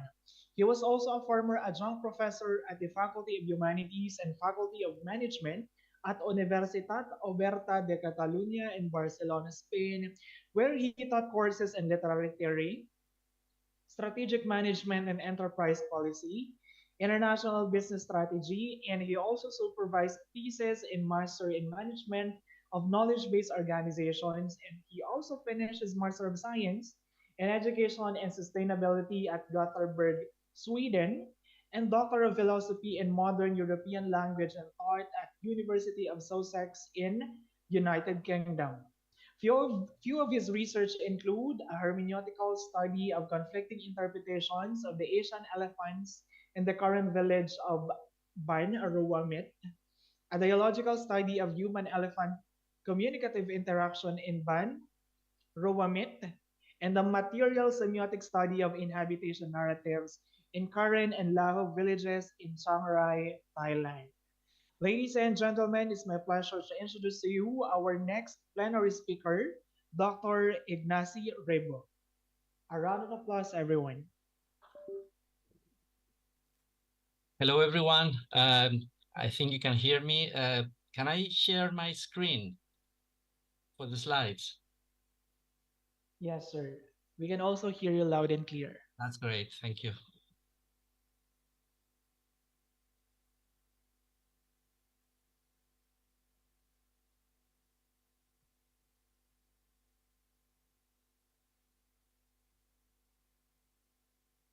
So I think my share screen is disabled by the host. I cannot share.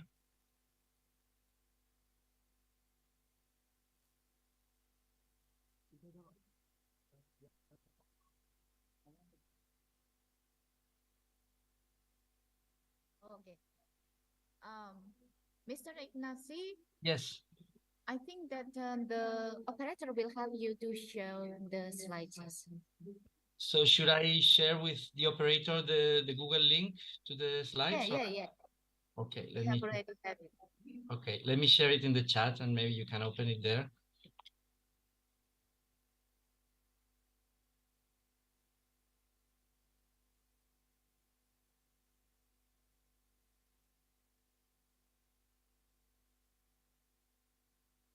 Okay, that's great. Second.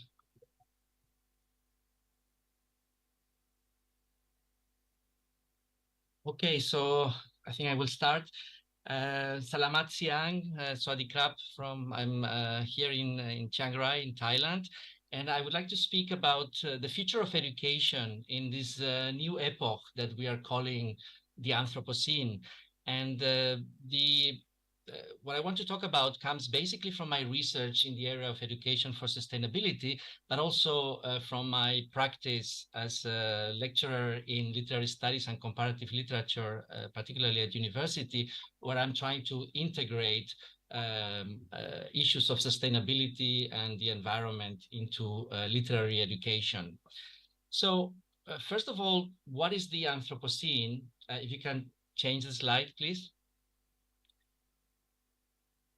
So next slide. Yeah, thank you. So what is the Anthropocene and why does it matter to education for sustainability? So this idea of the Anthropocene was introduced more than 20 years ago by Paul Crutzen, and it has become a familiar one by now.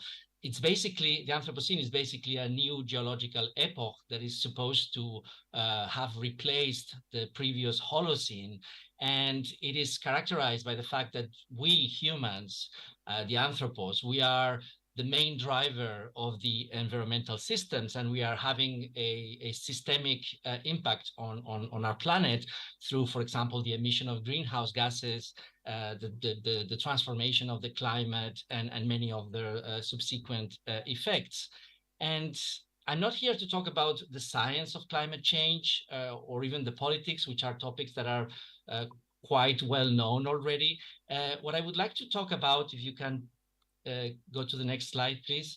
I would like to talk about the stories that we tell ourselves about the Anthropocene, because stories do matter.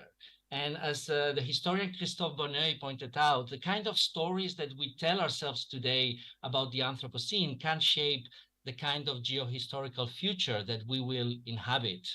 So, as I said, stories do matter. They really affect how all of us, and including, of course, educators and learners, how we engage with the world and how we engage with teaching and learning. So I would like to speak about three main stories, so three main cultural responses to climate change and the Anthropocene.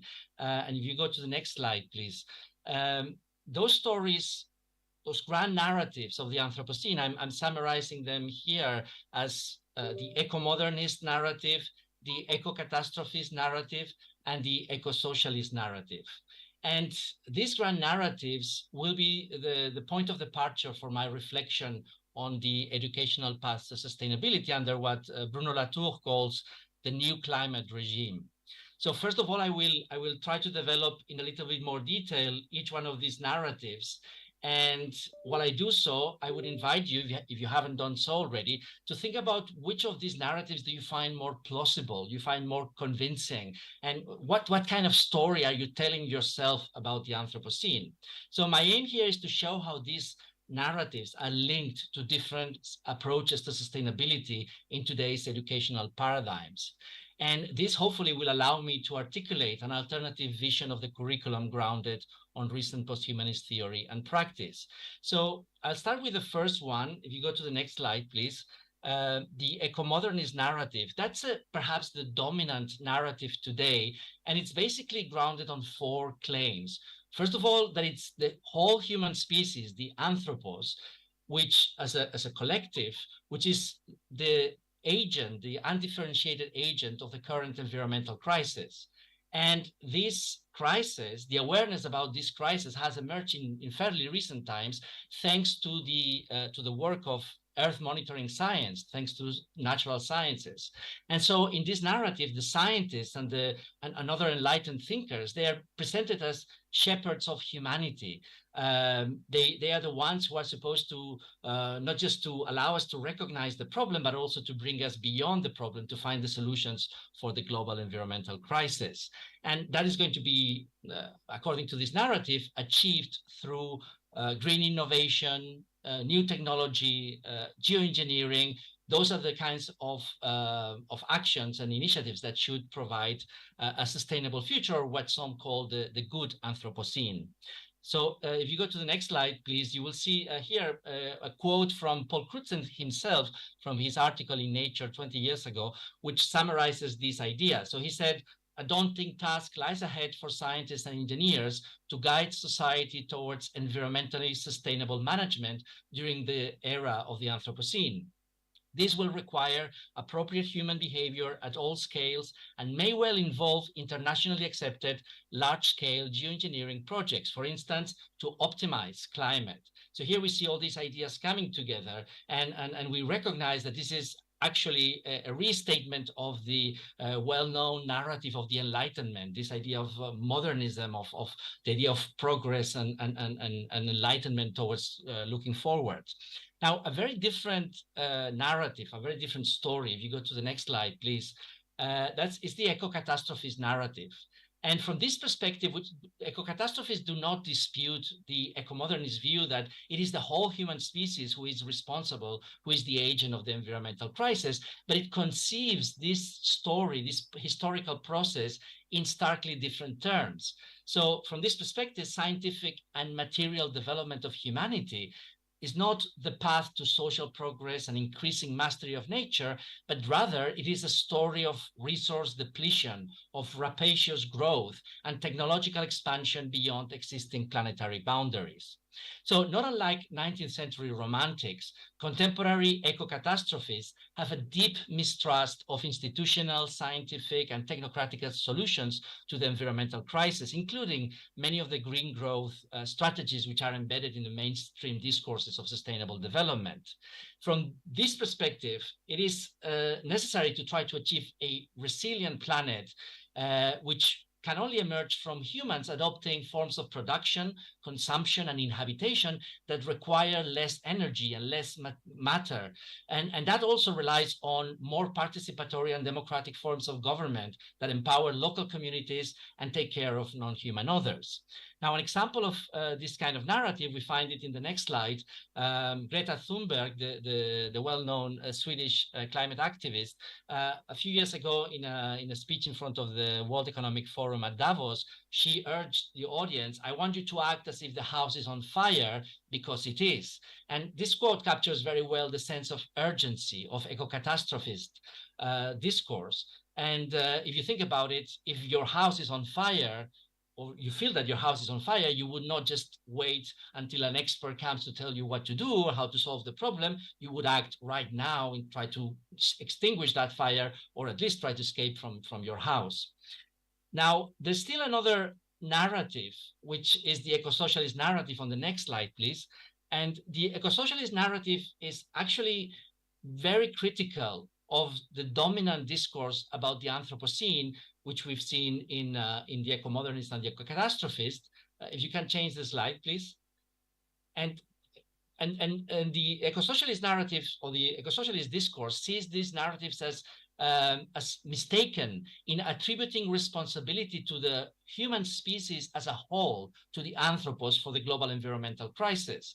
From this perspective, this crisis is the product of a capitalistic model of production and development, and it's also linked with unequal exchanges and exploitation of less powerful social groups by more powerful ones, for example, through colonialism and other processes. So that's why the eco-socialists prefer to speak about the capitalocene, and they think that sustainability will never be achieved without a profound transformation of the socio-economic system, not just to put remedy to the imbalances in the distribution of environmental hazards and opportunities, but rather by transforming society to overcome the more fundamental imbalances in the social distribution of wealth and power between different human groups across the world.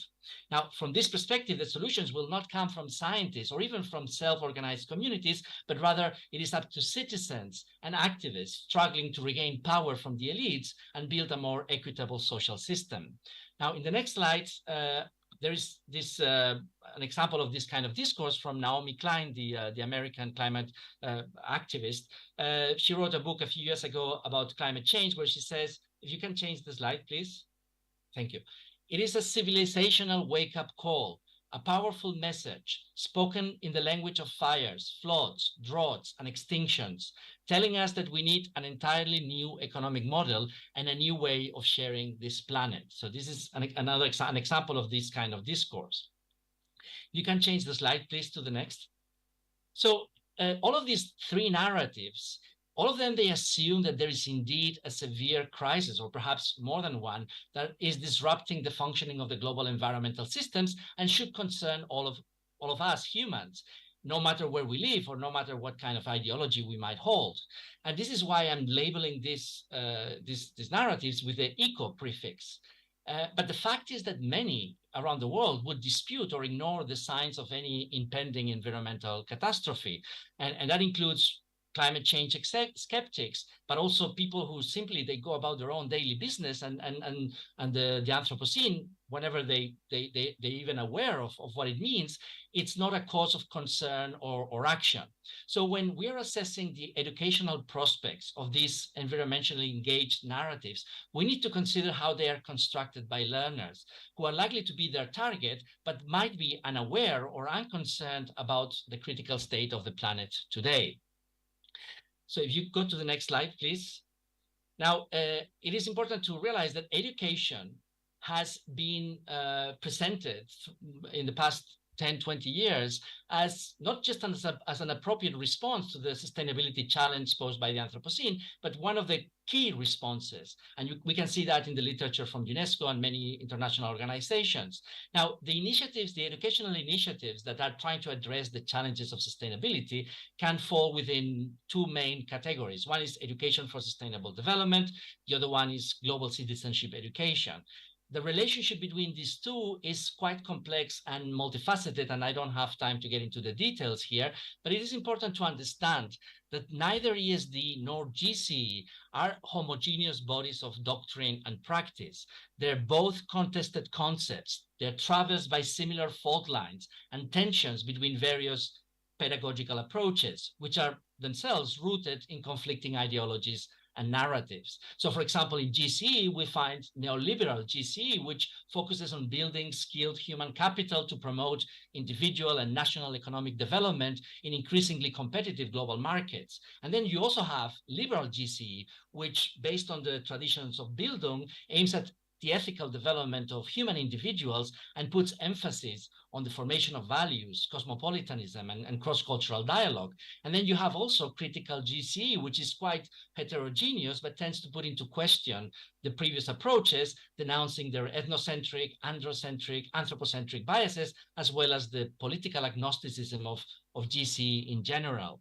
Now, in ESD, we find similar differences. For example, one is that is always often pointed out by scholars is the distinction between instrumental and emancipatory ESD, instrumental being more of a top-down approach where the aims are defined by experts and then education is supposed to implement those aims by making learners aware of how they should act and how they should think in terms of pursuing their lives and their behavior in order to achieve those goals. Whereas emancipatory is much more bottom-up, and it tends to encourage independence of thought and self-directed behavior, leaving learners to make their own ethical and normative decisions.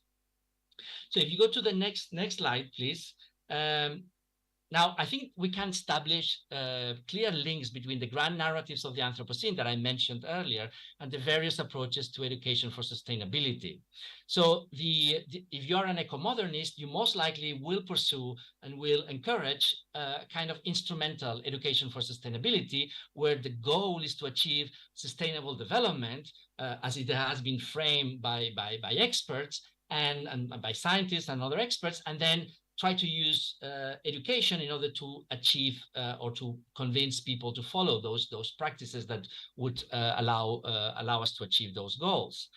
But if you're an eco-catastrophist, you most likely will be, first of all, very distrustful of the whole idea of sustainable development in the first place, which you most likely will see as an oxymoron in itself, as a contradiction. And instead, you would try to engage citizens in a dialogue to establish shared objectives and meanings, which might eventually contribute to a more sustainable society. And the aim here is not so much sustainable development, but resilience, trying to enhance or recover the resilience of our planet in the face of the severe challenges of the Anthropocene. Now, if you're an eco-socialist, you most likely would pursue critical education for sustainable development, which is much more openly political and is often inspired by Paulo Freire's pedagogy of the oppressed, as well as by more recent critical theories. And it attempts to denounce and engage learners with the intersections of power that structure political, economic, and social institutions at every level. And in doing that, aims to contribute to environmental justice, particularly on the part of the oppressed and the indigenous peoples throughout the world. If you go to the next slide, please. Now, I think that the problem with all of these approaches to education for sustainability is that they are all premised on this idea that the main function of education is to form so-called active citizens. They aim at forging individuals who will assume their responsibility in walking the different pathways to sustainability, whatever those pathways might be, whether to achieve sustainable development, whether to achieve resilience, or to achieve environmental justice. And now this industrial metaphor, this idea of a forge, is actually often used in the literature of GCE and ESD. Education is presented, or is supposed to be, the forge of engaged and responsible citizens, the hearth where the undisciplined human animal may be shaped into a well-behaved and sustainable humanity under the hammer of pedagogy. And I think that many of the tensions and opposition, but also the shortcomings of the different approaches to education for sustainability can be explained by our reliance on this ideal of education, which is itself nurtured by the overwhelming ideology of humanism. So it is my contention here that at the time of the Anthropocene, we need to move beyond humanism. We need to go beyond this idea that education is or should be the forge of global citizenship. And this requires us to move beyond both the idea of citizenship, but also beyond the idea of the global. So next slide, please. So first, we need to move beyond citizenship. And of course, the modern notion of citizenship is strongly tied up with the liberal nation state and the system of rights and obligations that bind each individual to given political communities. And certainly globalization for many years has been eroding the rights of citizenship. It has weakened the modern nation state, made individuals more mobile and societies more liquid. And yet the ideal of citizenship, changed into what some call now the cosmopolitan citizenship, has persisted and continues to be the foundation of our most cherished educational philosophies. But I think that the Anthropocene forces us to abandon our faith in the liberal or republican ideals of citizenship in a fundamental sense. Because faced with climate change and all its risks, we can no longer see ourselves primarily as members of a political community endowed with a full set of rights within a given national border. Because what do those rights mean when you have to wear a mask to avoid breathing the air that has been polluted thousands and thousands of kilometers away across a whole region? Or what do they mean when you have to suffer the consequences of rising sea levels from atmospheric processes which have been unleashed thousands and thousands of kilometers away? What do those borders or those boundaries of the political community mean in this context? So the Anthropocene forces us to recognize that we are, in fact, all of us, denizens, and the idea of denizen is rooted in political philosophy. Is defined as someone who inhabits a particular place but is not recognized as belonging or being autochthonous to that place. It was already implicit in Aristotle's discussion of the citizenship rights in the polis, which he doesn't use the term explicitly, but he recognizes that most of the inhabitants of the polis, like like women, children, disabled, slaves, foreigners, and in generally poor people, they don't have the same rights as that minority of citizens. And that distinction, I think it's relevant today because we all inhabit a place, a particular place on the earth, but our rights are fundamentally limited by the ecological system on which our life depends. And we are also in constant and ongoing relationship with a myriad other denizens, both humans and non-humans, with whom we share the planet as well as our immediate habitat. So we are all interconnected denizens, co-inhabitants with limited and precarious rights, which are ultimately derived from our living together in functioning eco-political communities. And therefore, we also have expanded obligations to sustain these communities. So in the next slide, please, I want to bring here Donna Haraway, who throughout her writings has insisted on this idea that the earth is inhabited by all kinds of what she calls mortal critters, entwined in myriad unfinished configurations of places, times, matters, meanings. And Haraway aims to perhaps a more positive engagement with the devastated world of the post-Anthropocene and the post-Capitalocene, which she describes as the Tulucene, which is a new, perhaps a future epoch, when humans, perhaps through new forms of education, can find ways of, as she says here, thinking about rehabilitation, making livable again, and sustainability amid the porous tissues and open edges of damaged but still ongoing living worlds, like the planet Earth and its denizens in current times being called the Anthropocene. Now, next slide, please.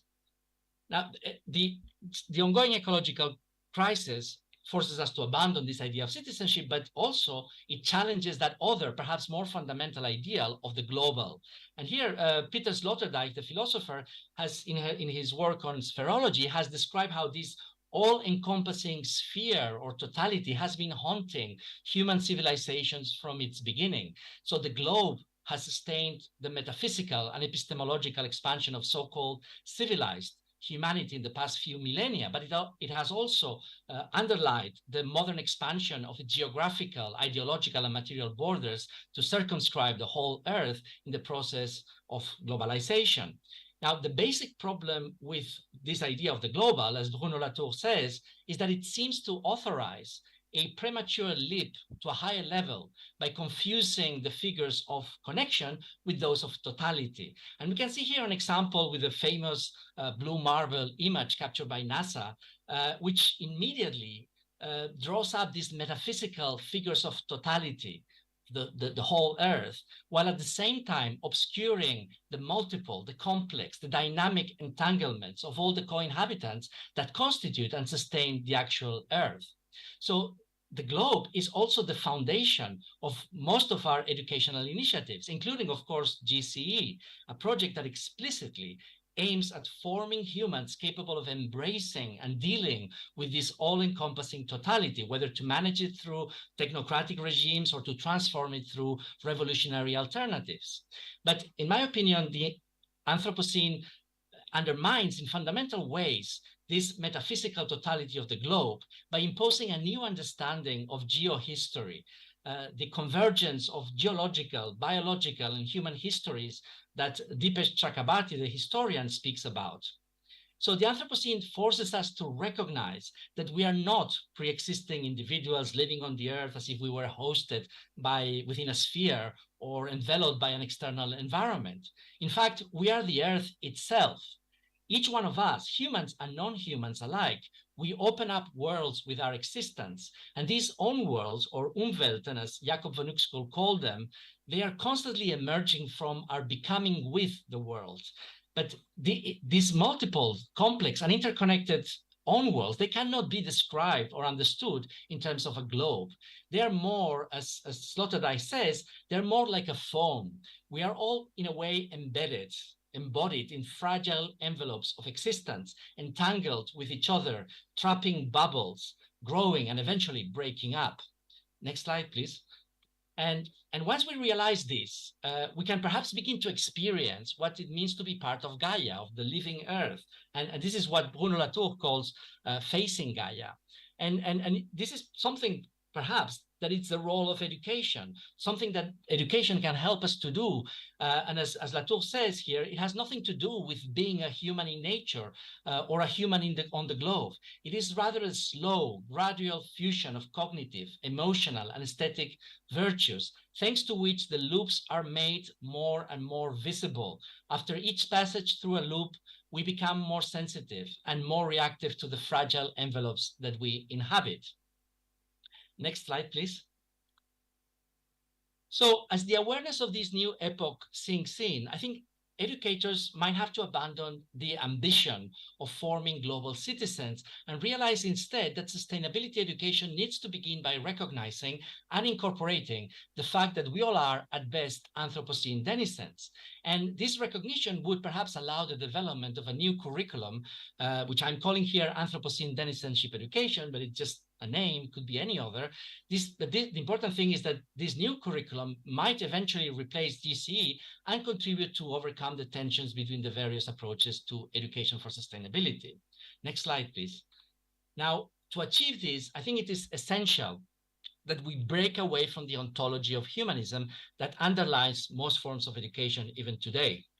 So unless we make a paradigmatic shift in our educational model, it seems difficult to see how we're going to effectively face the risks of the Anthropocene. And our main challenge here is how to educate without recovering and reconstructing an idealized image of humanity as the guide for pedagogical philosophy and practice. Now, posthumanism, which is far from being unitary or homogeneous, it's actually a very diverse movement, but posthumanism in general invites us to move beyond the liberal ideal of education as a way to cultivate humanity, as Martha Nussbaum said, towards an education that is able to face humanity precisely at the point where it emerges and attempts to detach itself from the non-human. So education has traditionally been one of the crucial levers in what Giorgio Agamben called the anthropological machine, that discursive formation that produces and maintains the ontological distinction between the human and the non-human. But I think that recognizing that the subjects of education are not global citizens, but precarious and entangled denizens, including both humans and non-humans, is the first step in the development of alternative forms of teaching and learning that effectively disrupt the denials and illuminate the blind spots that allow the violence and unsustainability of the Anthropocene to expand. It still remains to be seen how a posthumanist education, or perhaps a compost education like Haraway would probably call it, will develop, or whether it will effectively be able to replace centuries of human-centered pedagogy. For the moment, there are many initiatives in posthumanist education, many posthumanist educators who have undertaken this challenge, in particular in childhood and primary education, based on the observation that young children already have a spontaneous connection with the more than human world, perhaps because they have not been cultured into this ideology of humanism. But precisely for this reason, it is doubtful that the same approaches could be effective at higher levels of education, for example, in universities. And it is here in the next slide, please.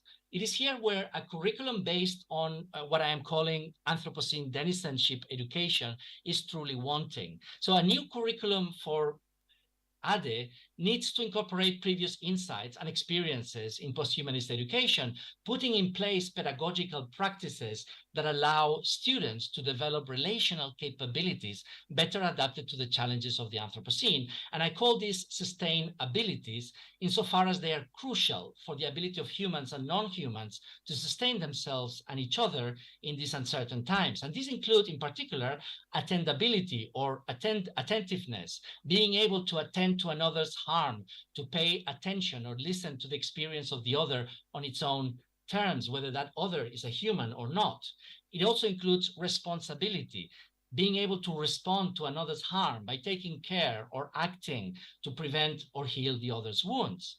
Now, in primary or early childhood education, these two sustainabilities may be immediately cultivated, but at secondary or tertiary levels, the negative concept of denizenship might be necessary to undermine pre-existing humanist educational formations. So recognizing oneself as a denizen alongside other human and non-human denizens, all similarly deprived of rights and obliged to sustain each other to avoid further harm, may be a troublesome experience. It can cause anxiety and grief, but it can also erode the sense of entitlement and privilege, as well as the apathy that anthropocentric education tends to instill into all of us.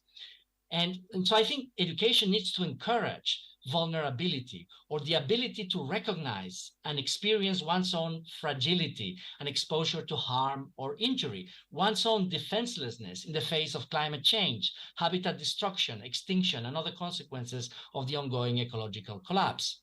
In sum, I think a new posthumanist curriculum for sustainability education, what I'm calling Anthropocene denizenship education, should not attempt to develop skills, competences, or capabilities to deal with the global environmental crisis. Rather, it should aim at fostering vulnerabilities, attendabilities, and responsibilities. Only in this way can education help us to cultivate an embodied, affective experience, relational sense of becoming together or becoming with our co-inhabitants, including both humans and non-humans, as we all struggle with the open wounds of our common epoch. And that's my presentation. Terima kasih. And if you have any questions, I would be happy to answer them. Thank you very much, Dr. Ignacio Rivo, for that really insightful talk and presentation. And also, we'd like to thank you for addressing two significant issues that the world faces today, which are definitely education and climate change. Okay, once again, to all participants, we'll follow the same protocols for the question and answer portion. So if you have your questions at hand, feel free to use the raise hand feature, wait for your name to be recognized, then address the question directly to our speaker, or you may use a chat box for the questions, then I'll address them to the speaker. Thank you very much.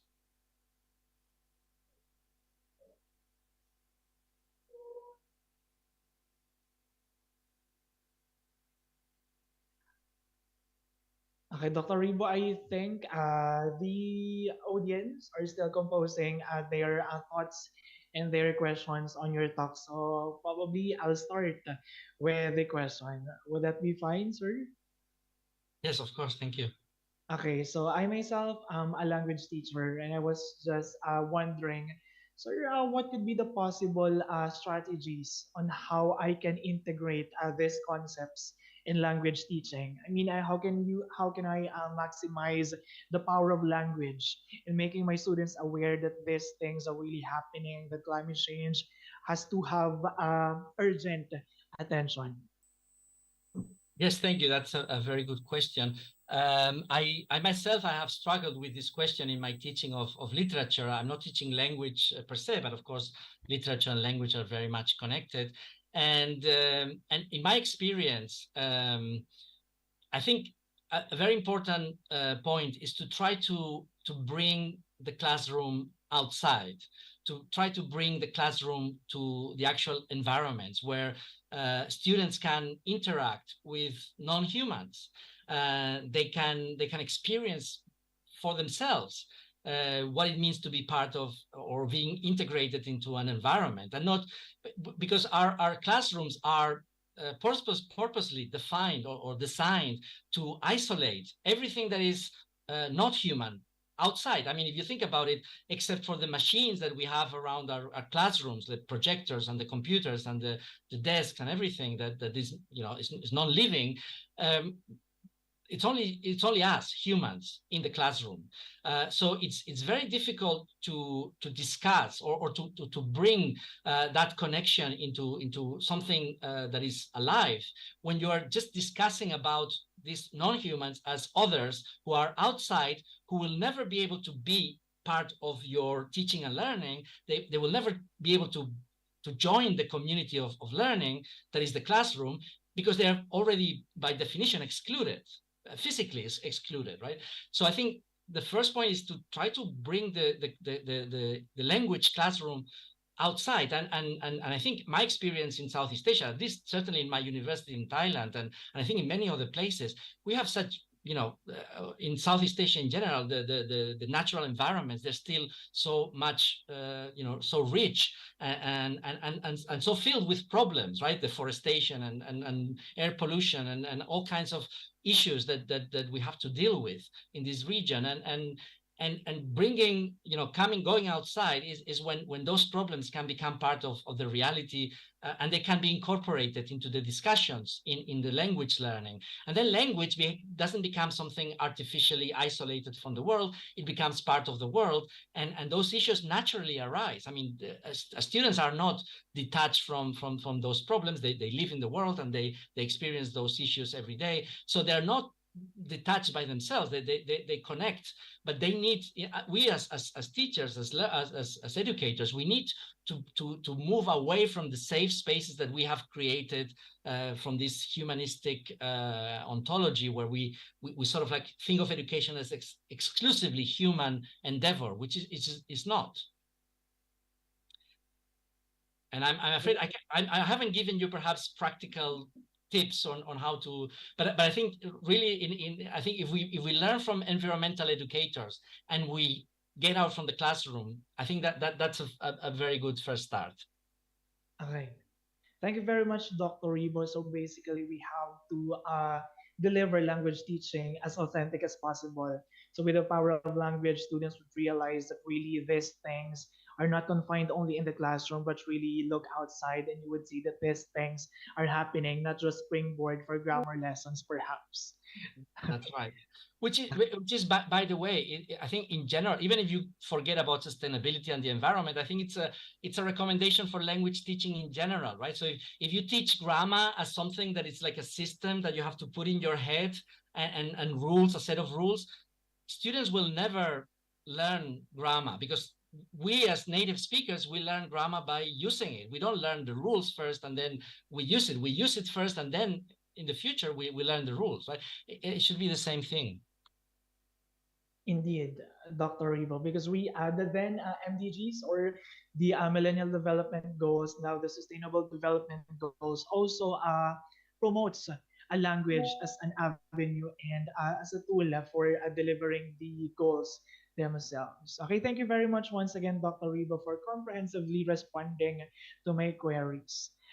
Okay, now once again, I'd like to ask the audience if you have questions or concerns regarding the talk of Dr. Revo.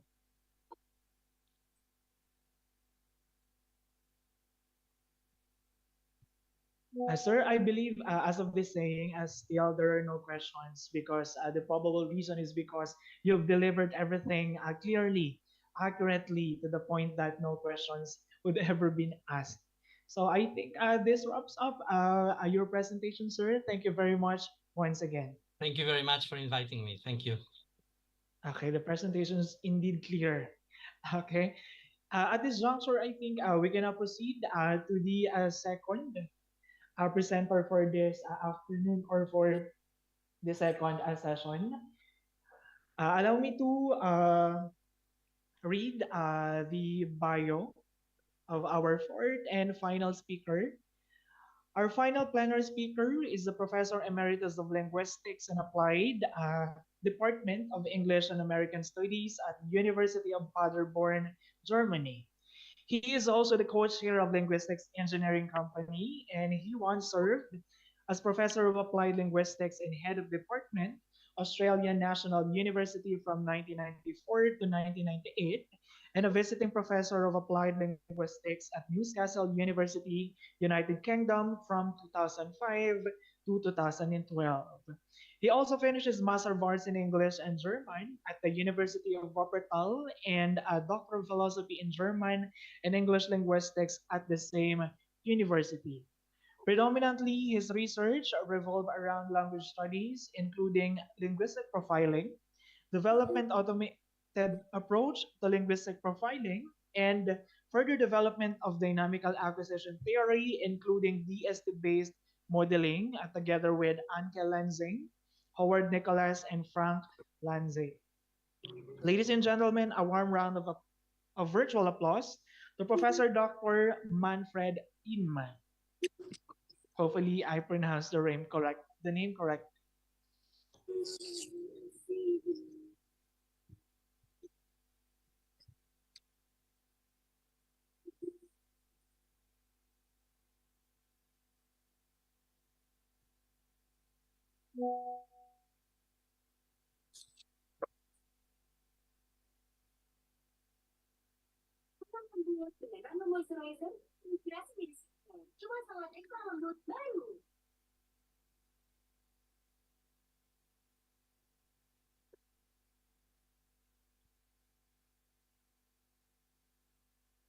Hello and greetings from Germany. I am very happy to address the fifth InCoTES conference. In my lecture today, I will talk about what goes on in the learner's mind when they learn a second language. What this means is basically what is the impact of teaching on learning and what is the relationship between teaching and learning. First of all, here is an overview of my talk. First, I'll talk about traditional beliefs about second language acquisition or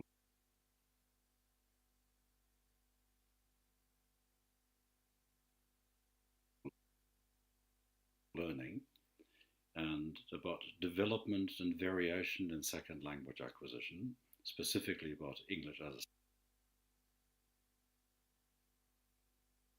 second language, and about constraints on learnability and teachability, processing constraints.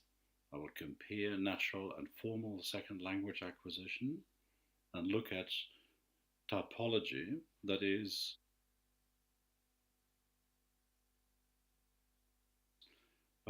different first languages and different second languages and the role of the first language in second language acquisition. The key term here is processability, that is, what can the learner process, what is he or she able to process in the second language. And finally, I will give some hints about where to find out more about processability.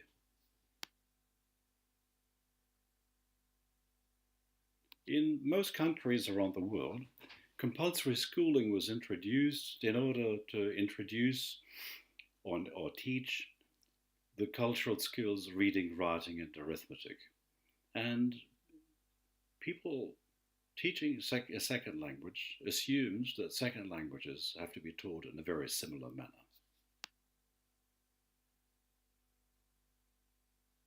This implied that teachers believed that learners learn what the teacher teaches. And if they don't learn, they haven't studied hard, or the method was wrong.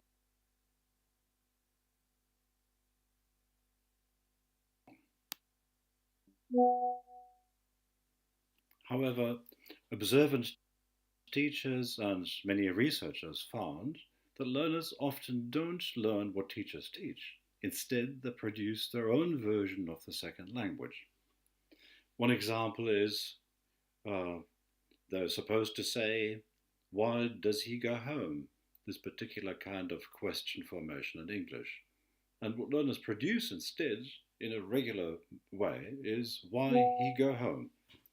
Of course, this could be seen as an imperfect sort of learning. However, it was observed that this learner's error occurs at a very, very particular time in the learner's language development.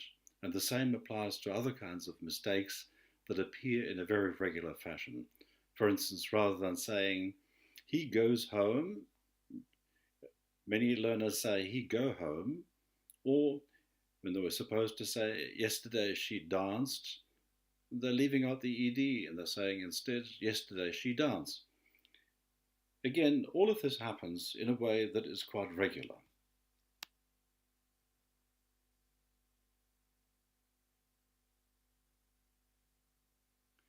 In order to find out why these learners' errors occur with such regularity, quite a number of different research projects were started over the past few decades, and basically they took the following form. Spontaneous speech data were elicited, as we can see here in this picture. A young teacher carries out particular kinds of tasks with the learner. I'll talk a bit more about this later. It's important that these data are spontaneously produced because this is the only way in which we can find out about the learner's own system. Then, as a next step, these data are transcribed so that they can be analyzed, and the point of the analysis is to find out what the learner's own system is that he or she develops as they're learning the second language. These findings are then compiled in order to find out what the overall patterns are that we can find and how they can vary from learner to learner. And also, the influence of the first language is tested. So learners are being studied with the same target language and different source languages. As a result of all of this research, we have been able to develop some sort of a developmental map of the acquisition of second languages, including L2 English. What you can see here is an overview of some 20 plus structures, but there are more that we know about. And it just gives you an idea that indeed many of the grammatical phenomena that we know from the second language are required by all learners in a very specific order. We are not going to have the time to look at all of these structures now. The main point is that we do have this map, and I will return to some of these points in relation to question formation at a later point in time during this talk. For now, you might just see that it starts with individual words, obviously, despite of the teaching that happens in spontaneous oral production. Learners produce individual words, even if they have rote memorized complete sentences. At the moment, this is level 2, they do produce their own little sentences spontaneously. These sentences follow an SVO order, irrespective of the first language, even if the first language has a different pattern. And this happens in all of the hundreds of learners that have been looked at. Now, the learner then has the task of finding out how to arrange things, particularly in questions, in English, because English question formation depends on word order alternations. And when you look at this more closely, you can see there are small steps that learners take in their own understanding of the second language. Now, in this slide, we focus on a very small section of the developmental system of the second language, English. And we'll also look at how there's variability between learners. Now, we can again see on the left-hand side, on the left column, the structure going from 1 to 6 again. And when you look at the examples on the next column, the middle column, we can see here, again, there are single words initially produced spontaneously by learners. Then in affirmative sentences, there is canonical word order. And in this case, when they want to ask a question at level 2, they would also say, he is here, with rising intonation. Again, the same word order. In the next level, they can produce a WH pronoun at the beginning of the sentence. The rest is in canonical order. Therefore, they say, where he is rather than where is he. And the next point is they learn copular inversion. This is the place the is in first position. So we have a simple form of subject-verb inversion. And at the next level, number 5, there is a different type of subject-verb inversion with a fronted pronoun. And finally, there's a difference between embedded questions and non-embedded questions. I wonder where he is. In where he is, we have a pattern that also appears at level 3, but this time it's correct. So as we can see, the learner takes quite some time and a number of steps to get from single words to a full command of the structure of English question formation. Now, the interesting point is that some learners do use the copula and some leave the copula out. The effect of this is that there are two different developmental paths. The one path we've just described, plus the path without the copula, where at level 1 there's no difference, but at level 2 you can see canonical word order, the is missing. Where he is and where he.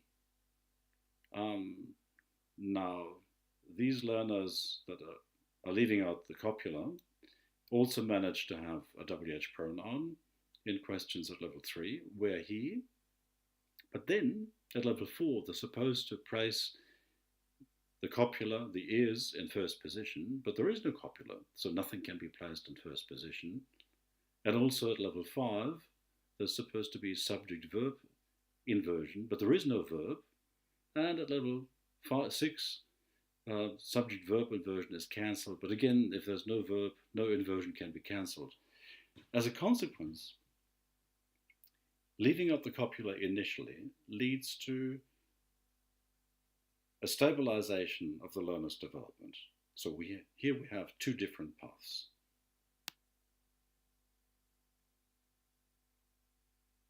When I presented these findings to groups of teachers at in-service seminars, they were saying, well, this may all be true for naturalistic second language acquisition, but classrooms are different.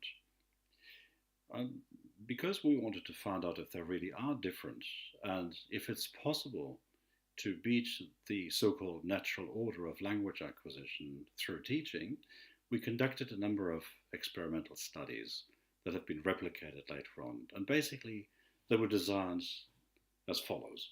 You can see here on this slide, on the left-hand column, we have the levels of acquisition. Okay, and there are two types of instructional intervention here. At the level that is called do second here, which corresponds to subject-verb inversion in English.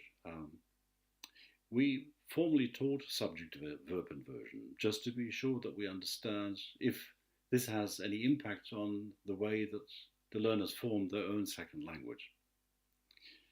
And also, because we know that some learners just simply tend to leave out the copula because they think it's superfluous, and there are different groups of learners, some do this, some don't, we formed 4 different groups of learners. Group A and Group B was already one level close to the acquisition of do second alias subject-verb inversion. Okay, they were close to learning it anyway in natural acquisition. Whereas groups C and D were only at level 2, and they only produced SVO sentences, be they questions or statements. But the differences between these groups are groups A and C do produce the copula, B and D don't. Now, this is what we found.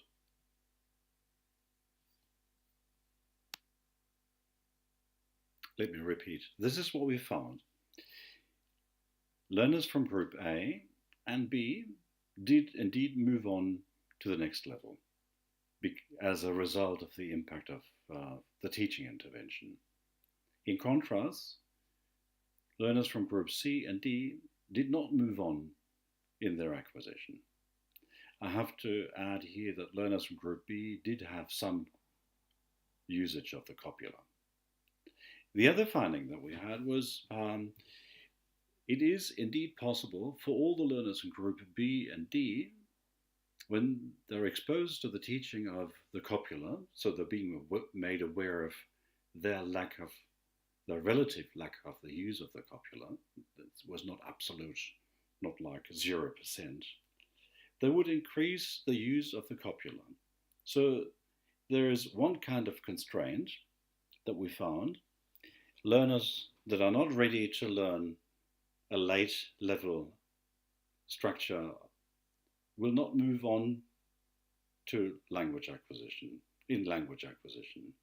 That is, if they're at level SVO, they will not jump the intermediate stages just because this is being taught. However, the positive effect is the learners that are ready will accelerate their learning process, and learners who are simplifying can be taught to simplify less.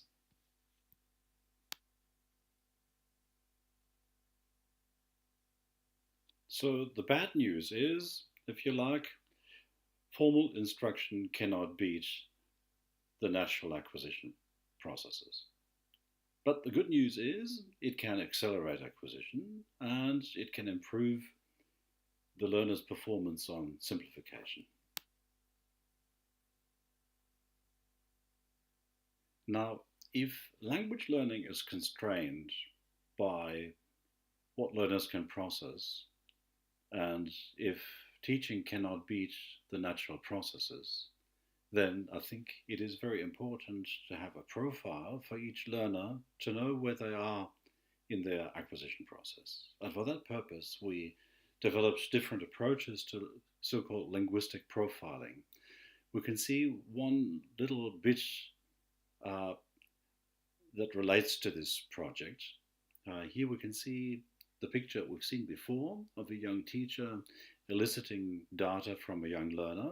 This learner has learned English for 2 years in primary school, and what they're doing is a simple picture description task.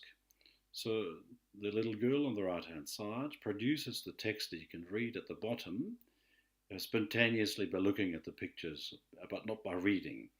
And if I read it out to you, I don't want to play back the sound now because that would be a little bit too difficult using this modality because it takes up too much space. So the girl says, Betty gets up every day early. Then she has got breakfast. Then next to the breakfast, she going to the bathroom and cleaning her teeth and wash her face. And then she go to school and she have the teacher. Basically, I try to say it the way the girl says it, and you can see here where the little circles are, things are missing, and you can see systematically this learner does not produce third-person S marking. This is exactly typical of what happens in early second language acquisition. If you like, you could state after 2 years of English with 2 hours of English class per week and hardly any exposure, natural exposure to English, this is a very good learning result, but despite the good learning result, the third person isn't there. Now, this indicates the learner obviously has not developed up to level 5.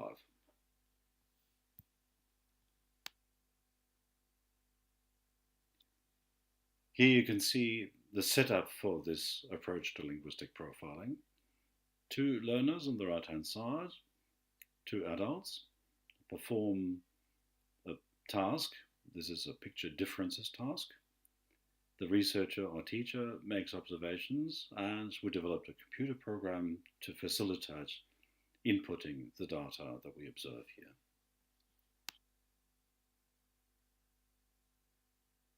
As a result of the profiling procedure, we get an individual profile for the individual learner, and this is the output here of that computer program where you can see the green bars indicating the learner has reached level 5.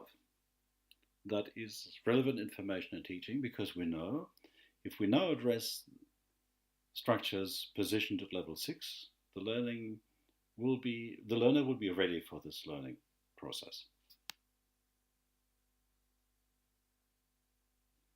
When I present these findings to practicing teachers, they're asking, what is it in the minds of the learners so they don't learn what teachers teach?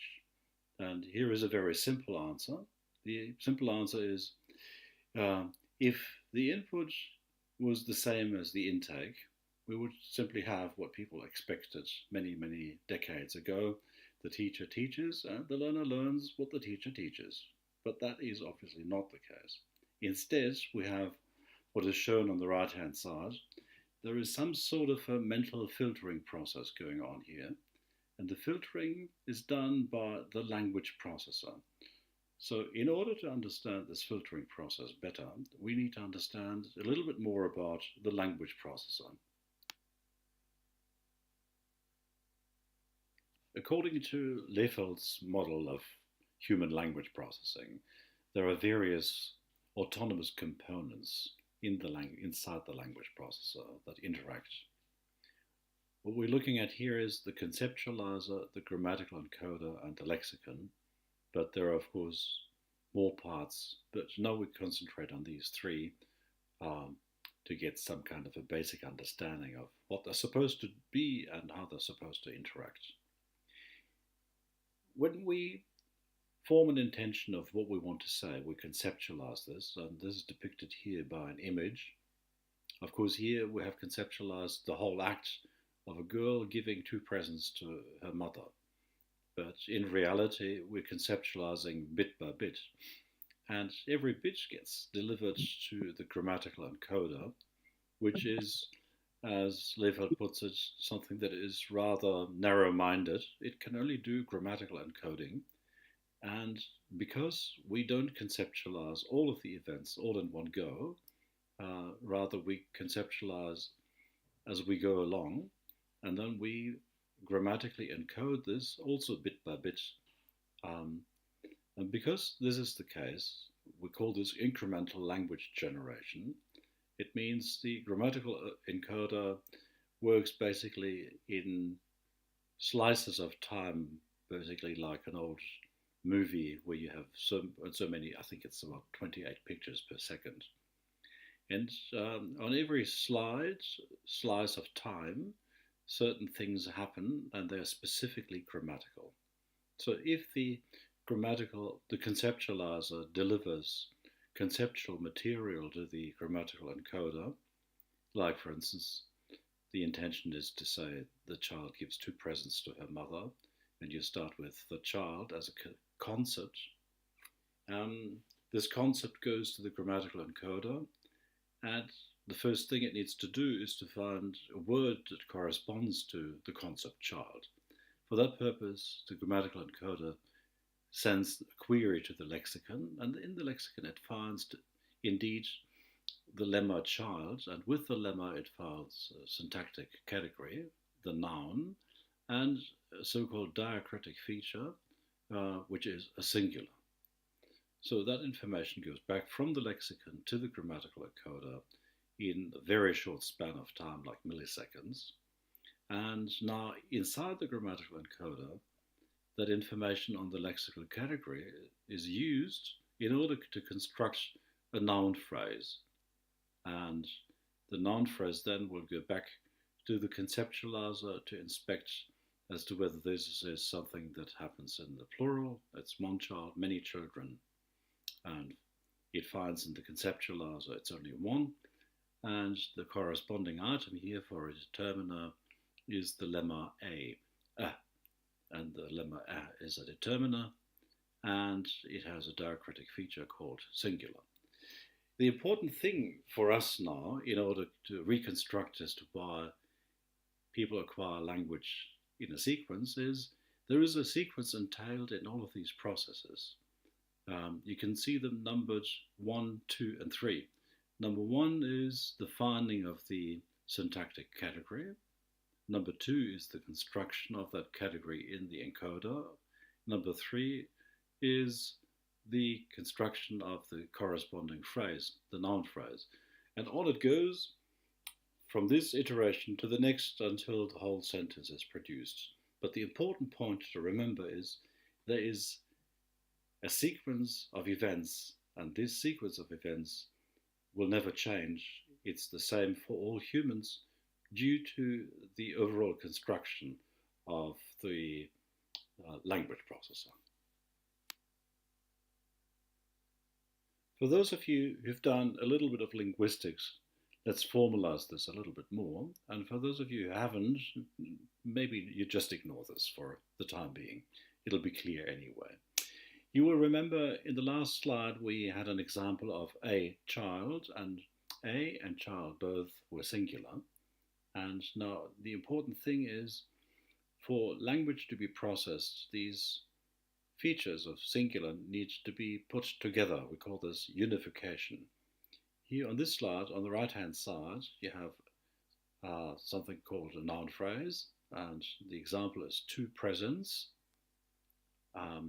Two is a plural, presents is a plural, and these two features are being passed on from the lexical items to the categories, and the procedure called NP has the task in the language processor to make sure that the two features are matching. That's what we call unification, and that can be understood as a psychological or psycholinguistic process. Now, for an understanding of the sequence of acquisition, that's significant because there are some endings or morphemes, like the past ed, like for instance, I owned a dog, where the information on past is residing in the lexical entry. Owned with the ed is marked for past tense.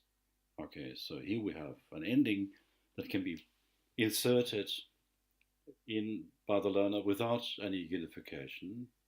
So as a consequence, this is possible with less processing prerequisites, and it happens earlier. Whereas in order to have plural concord, we need to have a noun phrase in place. And in order to have third person S, the information needs to be passed from the grammatical subject, like for instance, Peter owns a dog. Peter is third person singular, and owns is third person and singular. And these two bits of information need to be passed on to the categories, and they're being unified in S. And for this reason, this is being acquired later because it requires further processing strategies.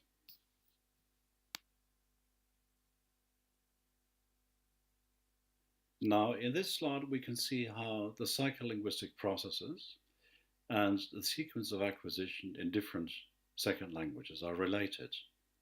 So what we have here on the left-hand side is psycholinguistic processes or processing prerequisites, such as no unification between different lexical items, unification in the noun phrase, and we could add also in between unification in the verbal phrase, and at the top unification in S.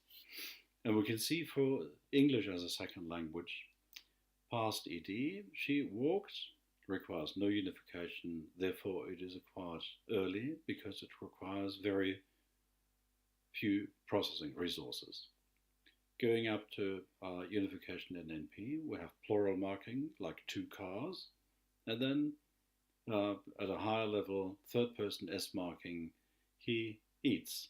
So even though eats, the morpheme is an S, and cars, the plural, is also an S, they look very similar, but the underlying processes are very different, and the learnability or teachability of these items is quite different. Now what's interesting is we have looked at 12 different target languages, including Arabic, Chinese, and Japanese, and here we use Finnish as a second language as an example. And even though typologically Finnish is very, very different from English, the underlying processes also relate to Finnish. No unification, past marking. Han käveli, I is the past morpheme. Unification in NP, kaksi autoa, the A is a plural marker, and the underlying process is exactly the same as in English, even though it looks very different. And now Finnish has subject-verb agreement, a very large paradigm for every person, and singular and plural. The children eat in Finnish is lapset syövät, and the T on laps, the singular is lapsi, plural lapset. The T is a plural marker, and syövät is also a plural marker. So here we have subject-verb agreement, and it corresponds exactly to third-person S marking in English. And when you compare the different developmental points in time, they are identical. Now, we've nearly come to the end of this talk. It's time for a summary. Learners don't learn what teachers teach because learners can only learn what they can process. Learners build their own version of the second language. When they do this, they follow developmental trajectories that are similar across learners and target languages. There are different developmental paths learners can follow. Some paths lead to stabilization. The common developmental trajectories cannot be beaten by teaching. The common developmental trajectories can be utilized for linguistic profiling, and linguistic profiling can be used for monitoring progress and providing learnable input. Now, if you found this all interesting and you're interested in finding out more about second language acquisition, its relationship to teaching, and how this can be utilized and how one can gain a deeper understanding of processability, I would like to offer two references that you might find of interest. Here's the first one. It's a book edited by myself and Jörg Kessler, published by John Benjamins. The title is Studying Processability Theory. It's written as an introductory textbook. A second recommendation is something that a colleague of mine, Anke Lenzing, professor of second language acquisition at Innsbruck University in Austria, and myself are working on at the moment. It is a so-called element in the Cambridge series on second language acquisition, an even shorter version, totally up to date, that will come out next year in 2024. And when you look at the slide, you can see more of the references: Cambridge University Press, Cambridge Elements on Second Language Acquisition, in particular the title Processability Theory. Now, thank you very much for your attention, and my understanding is that there will now be time for discussion. Thank you.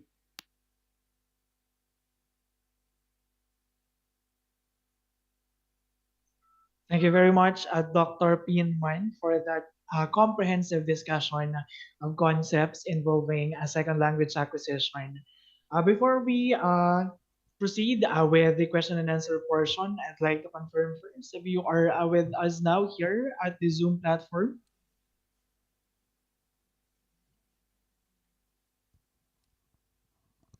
Dr. Pinman.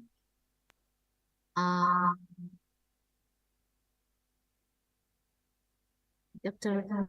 Pianama.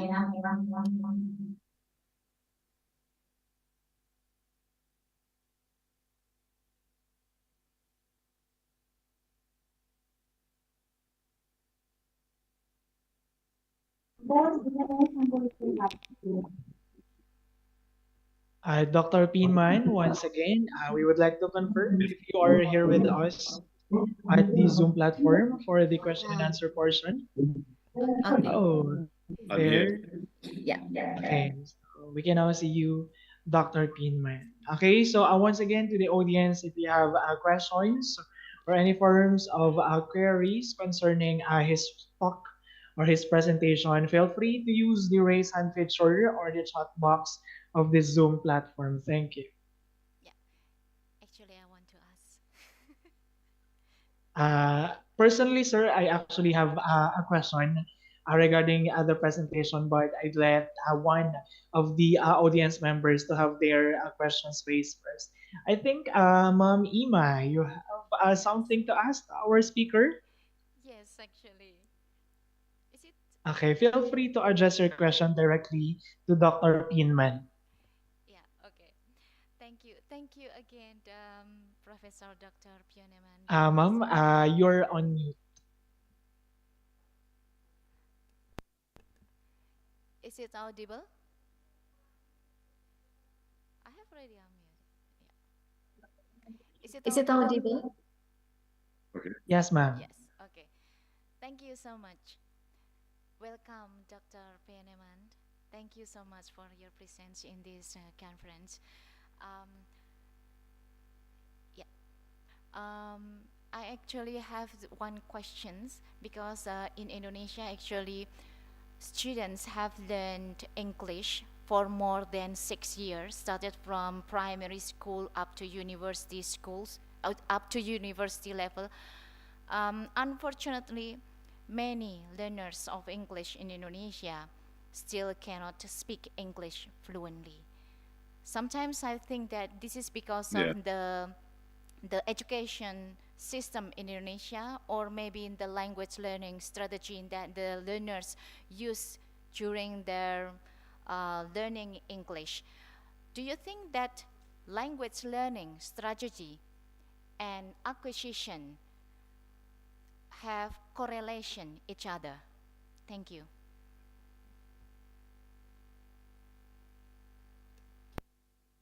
Thank you for your question. It's very interesting because when over a long period of time, you look at different countries and how this situation arises where you're saying, well, schools put quite an effort into teaching. Can you hear me? I just continue. Okay. So, for instance, when you go back, when you look at the situation, it could have been exactly the same as in Indonesia. Now, when you travel to Finland, you go to Helsinki, and in the capital, this is the capital, almost everybody speaks fluent Finnish. But the amount of the intensity at school teaching hasn't changed. So there's perhaps another factor. It's the factor of internationalization. The country has become a lot more internationalized. The attitude of people, people used to have become a lot more self-confident. So these factors, political changes, the openness towards the rest of the world, contact with the rest of the world, also seem to have a great impact. But there's a message that you do when you're teaching. Are you doing exercises that are removed from normal conversation, or do students have an opportunity to actually communicate and produce spontaneous language? It has been found the more the students have an opportunity to practice their English or their foreign language, producing spontaneous language, the more the language acquisition progresses. So I think these are two areas that may be worth investing.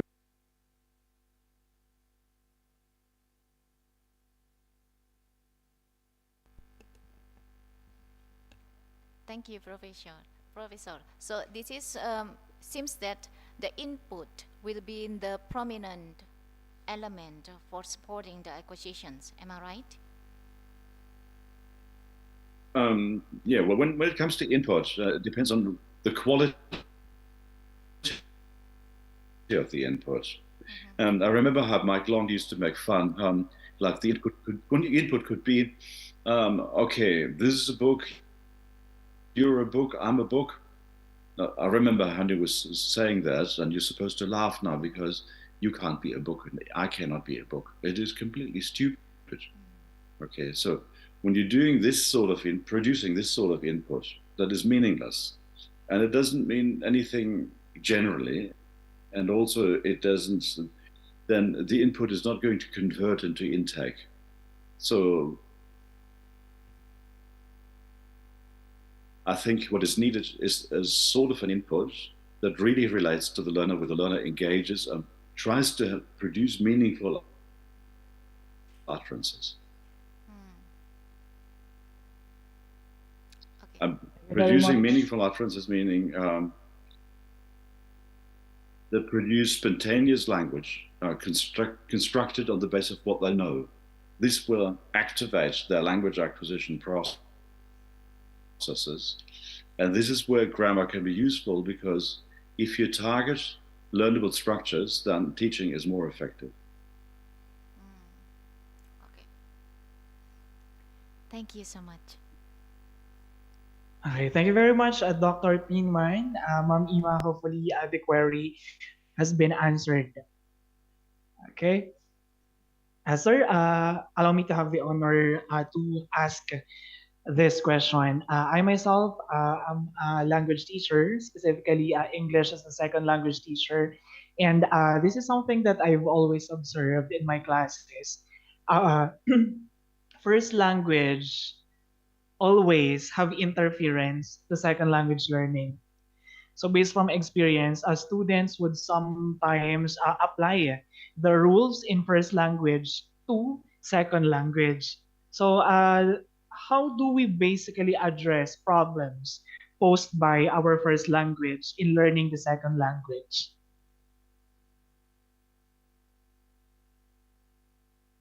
Very interesting question. Thank you. And perhaps you know that when you look at the history of second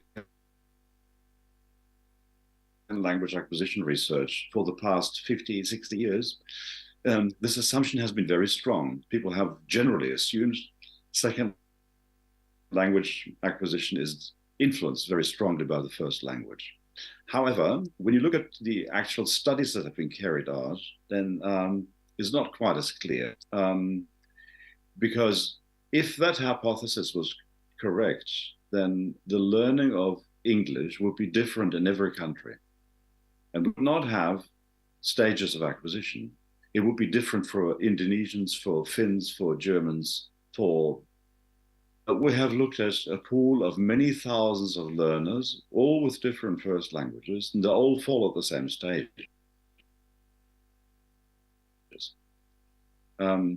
So perhaps the impact of the first language is not as big as we used to think.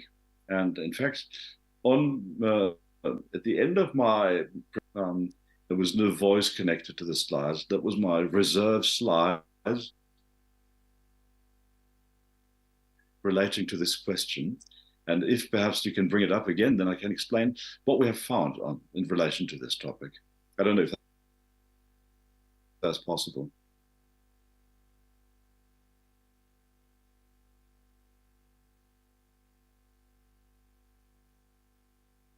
Can you show it? Can somebody show it again? Just going back to the PowerPoint.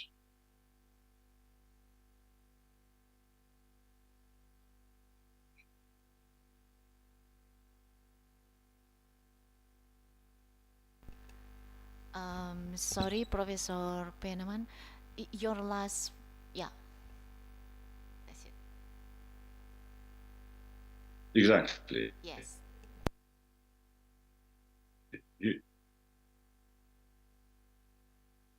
Here we are. Okay, now this is people, including Bruno Di Biase, Satomi Kawaguchi, and Gisela Håkansson. You can see these researchers focus on different languages. I myself focus on English.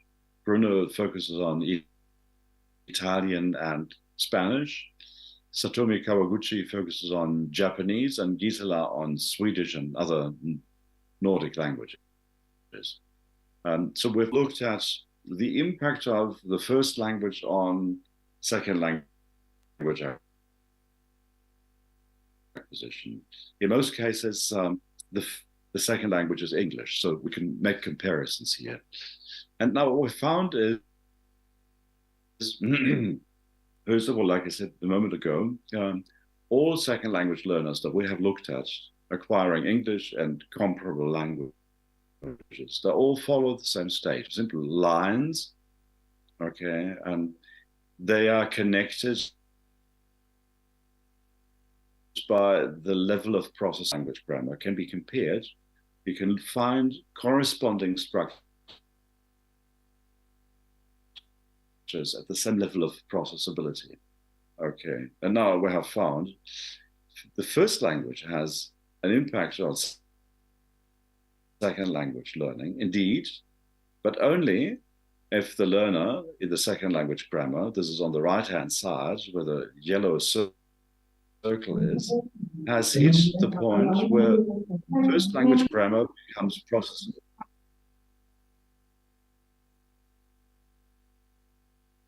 Was that clear? I'm not quite sure if the sound was okay. So The yellow circle illustrates bits from the first language will be entered into the second language. Possible. So we don't have a theory that denies the role of the first language, but it specifies the role of the first language depending on the level of processability. If the structure from the first language at that particular point in development is processable, then it can be transferred. If it isn't, it will not be transferred. There are wonderful examples, for instance, in the learning of Swedish or English, because the languages German, Swedish, and English are all very similar. And so you would assume, for instance, Swedish and German have the verb in second position, no matter what. Okay, particularly in questions. English then has a do insertion. And when you study the learning of Swedish by German,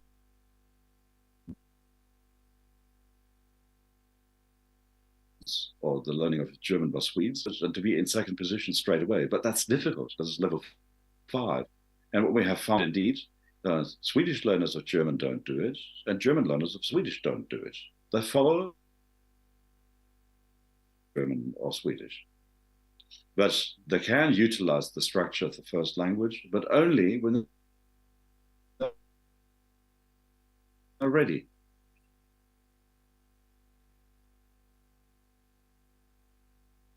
Thank you. Thank you very much, Dr. Pinman, for that response. Probably the basic realization is we do not use L1 to blame, or L1 should not carry all the blame, because there are definitely factors or other factors that would influence a second language learning. Okay, so thank you very much once again. And there are other members of the audience who also would like to share inputs.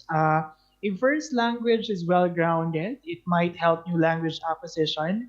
Here in my home country, students are allowed to learn with first language at a basic level, while English is a subject, before introducing them to English. So I think this was from Mr. Jomayo Sulaimon, another moderator from one of the rows, who should be introduced later.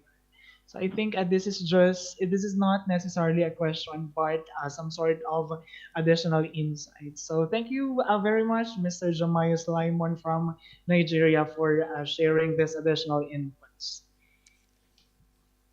Okay, do we have other questions from the audience?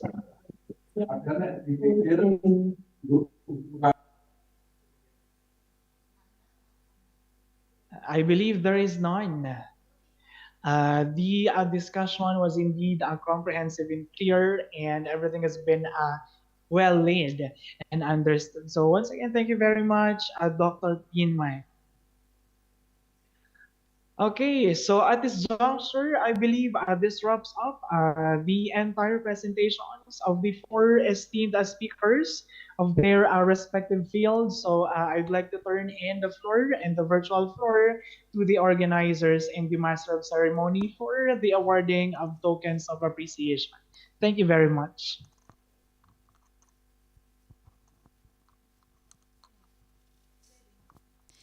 All right, thank you Thank you. for our keynote speakers and also our moderator, Mr. Jerry. So please give them applause about the very interesting discussion. Okay, now we are going to give the token of appreciation. I would like to invite again Dr. Sylvester for giving token by virtual to our keynote speaker and a moderator.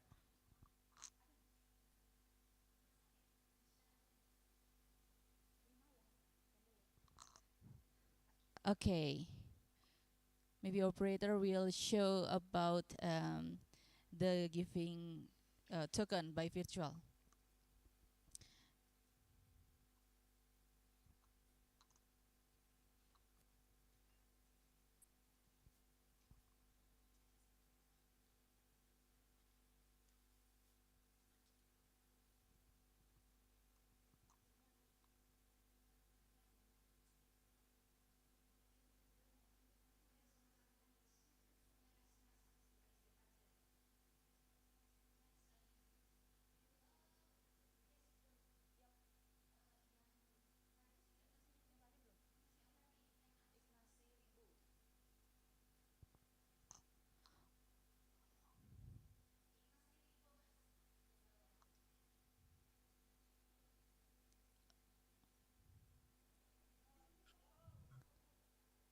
Okay, maybe Miss Ima will lead for giving token virtual. Okay, thank you, Miss Landry. Um, may I check? Mr. Ignacy Raibo, are you there? Yes. Hi.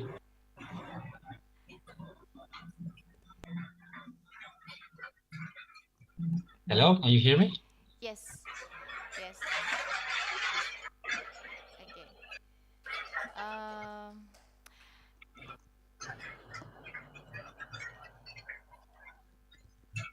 sorry. Yeah. Okay, Miss.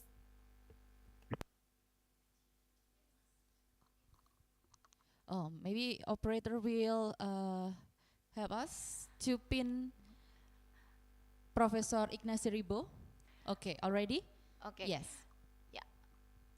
On behalf of the committee and also the head of the Institute of Research and Community Services, Universitas Sarjanawiyata Tamansiswa, Indonesia, I would like to say thank you and we appreciate for your support to the InCoTES 2023. Mr. Associate Professor Dr. Ignacy Ribo, this is our token for you for the participation of this InCoTES 2023. Terima kasih. Thank you very much. Oh, you can speak bahasa Indonesia. Not just that, only this. Terima kasih. Thank you. Terima kasih.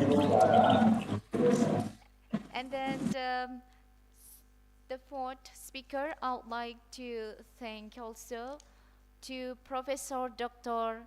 Manfred Pieneman. Thank you for your participation in this InCoTES 2023. On behalf of the committee and also the head of the Institute of Research and Community Services, Universitas Sarjanawiyata Tamansiswa. Thank you so much.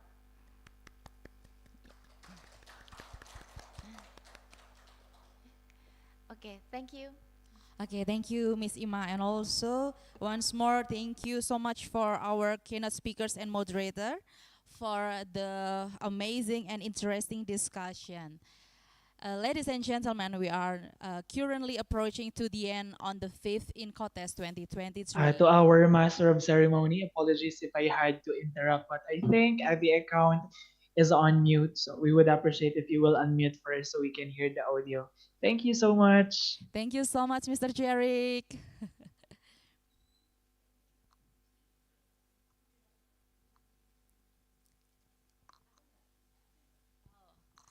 Okay, for moderator, maybe for giving token appreciation, maybe we will send it on the soon. Through soon, email. Yeah. Yes, okay. Yes.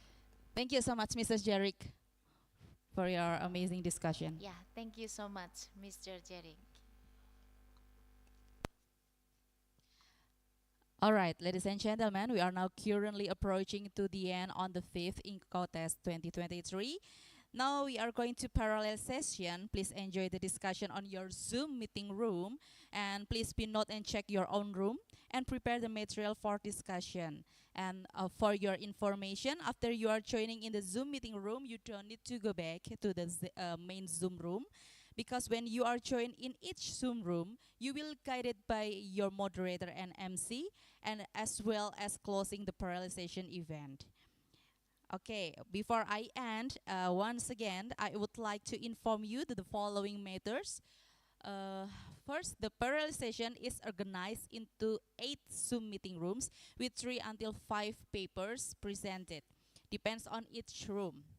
The operator will group the participant based on the participant's number, and the parallelization rules will be informed by the parallel moderators and MC. And for further information, please read the 5th InCoTES Handbook 2023, share on your chat room or on your WhatsApp, and as the name of the presenter listed on the handbook. All right. Ladies and gentlemen, now we reach to the end of the first session of the InCoTES 2023. Please have a moment of silence.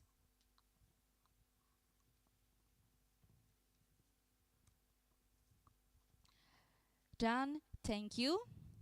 Well, ladies and gentlemen, once again, thank you very much for joining to the fifth InCoTES 2023. Even though it's done by hybrid mode, it doesn't make our spirit decrease. As the master of ceremony, I say thanks to all keynote speakers, moderators, Leaders, the leaders of leaders of UST, the the committee, all committee, all presenters and participants. May what we have conducted will be useful for us. Amin. I'm MC Landry. I'm sorry for some mistakes. Please enjoy for your next parallel session. And we are looking forward to seeing you again on the 6th InCoTES 2024. Good morning, good afternoon from Indonesia. Keep healthy and happy. Salam. Salam. Okay, for all the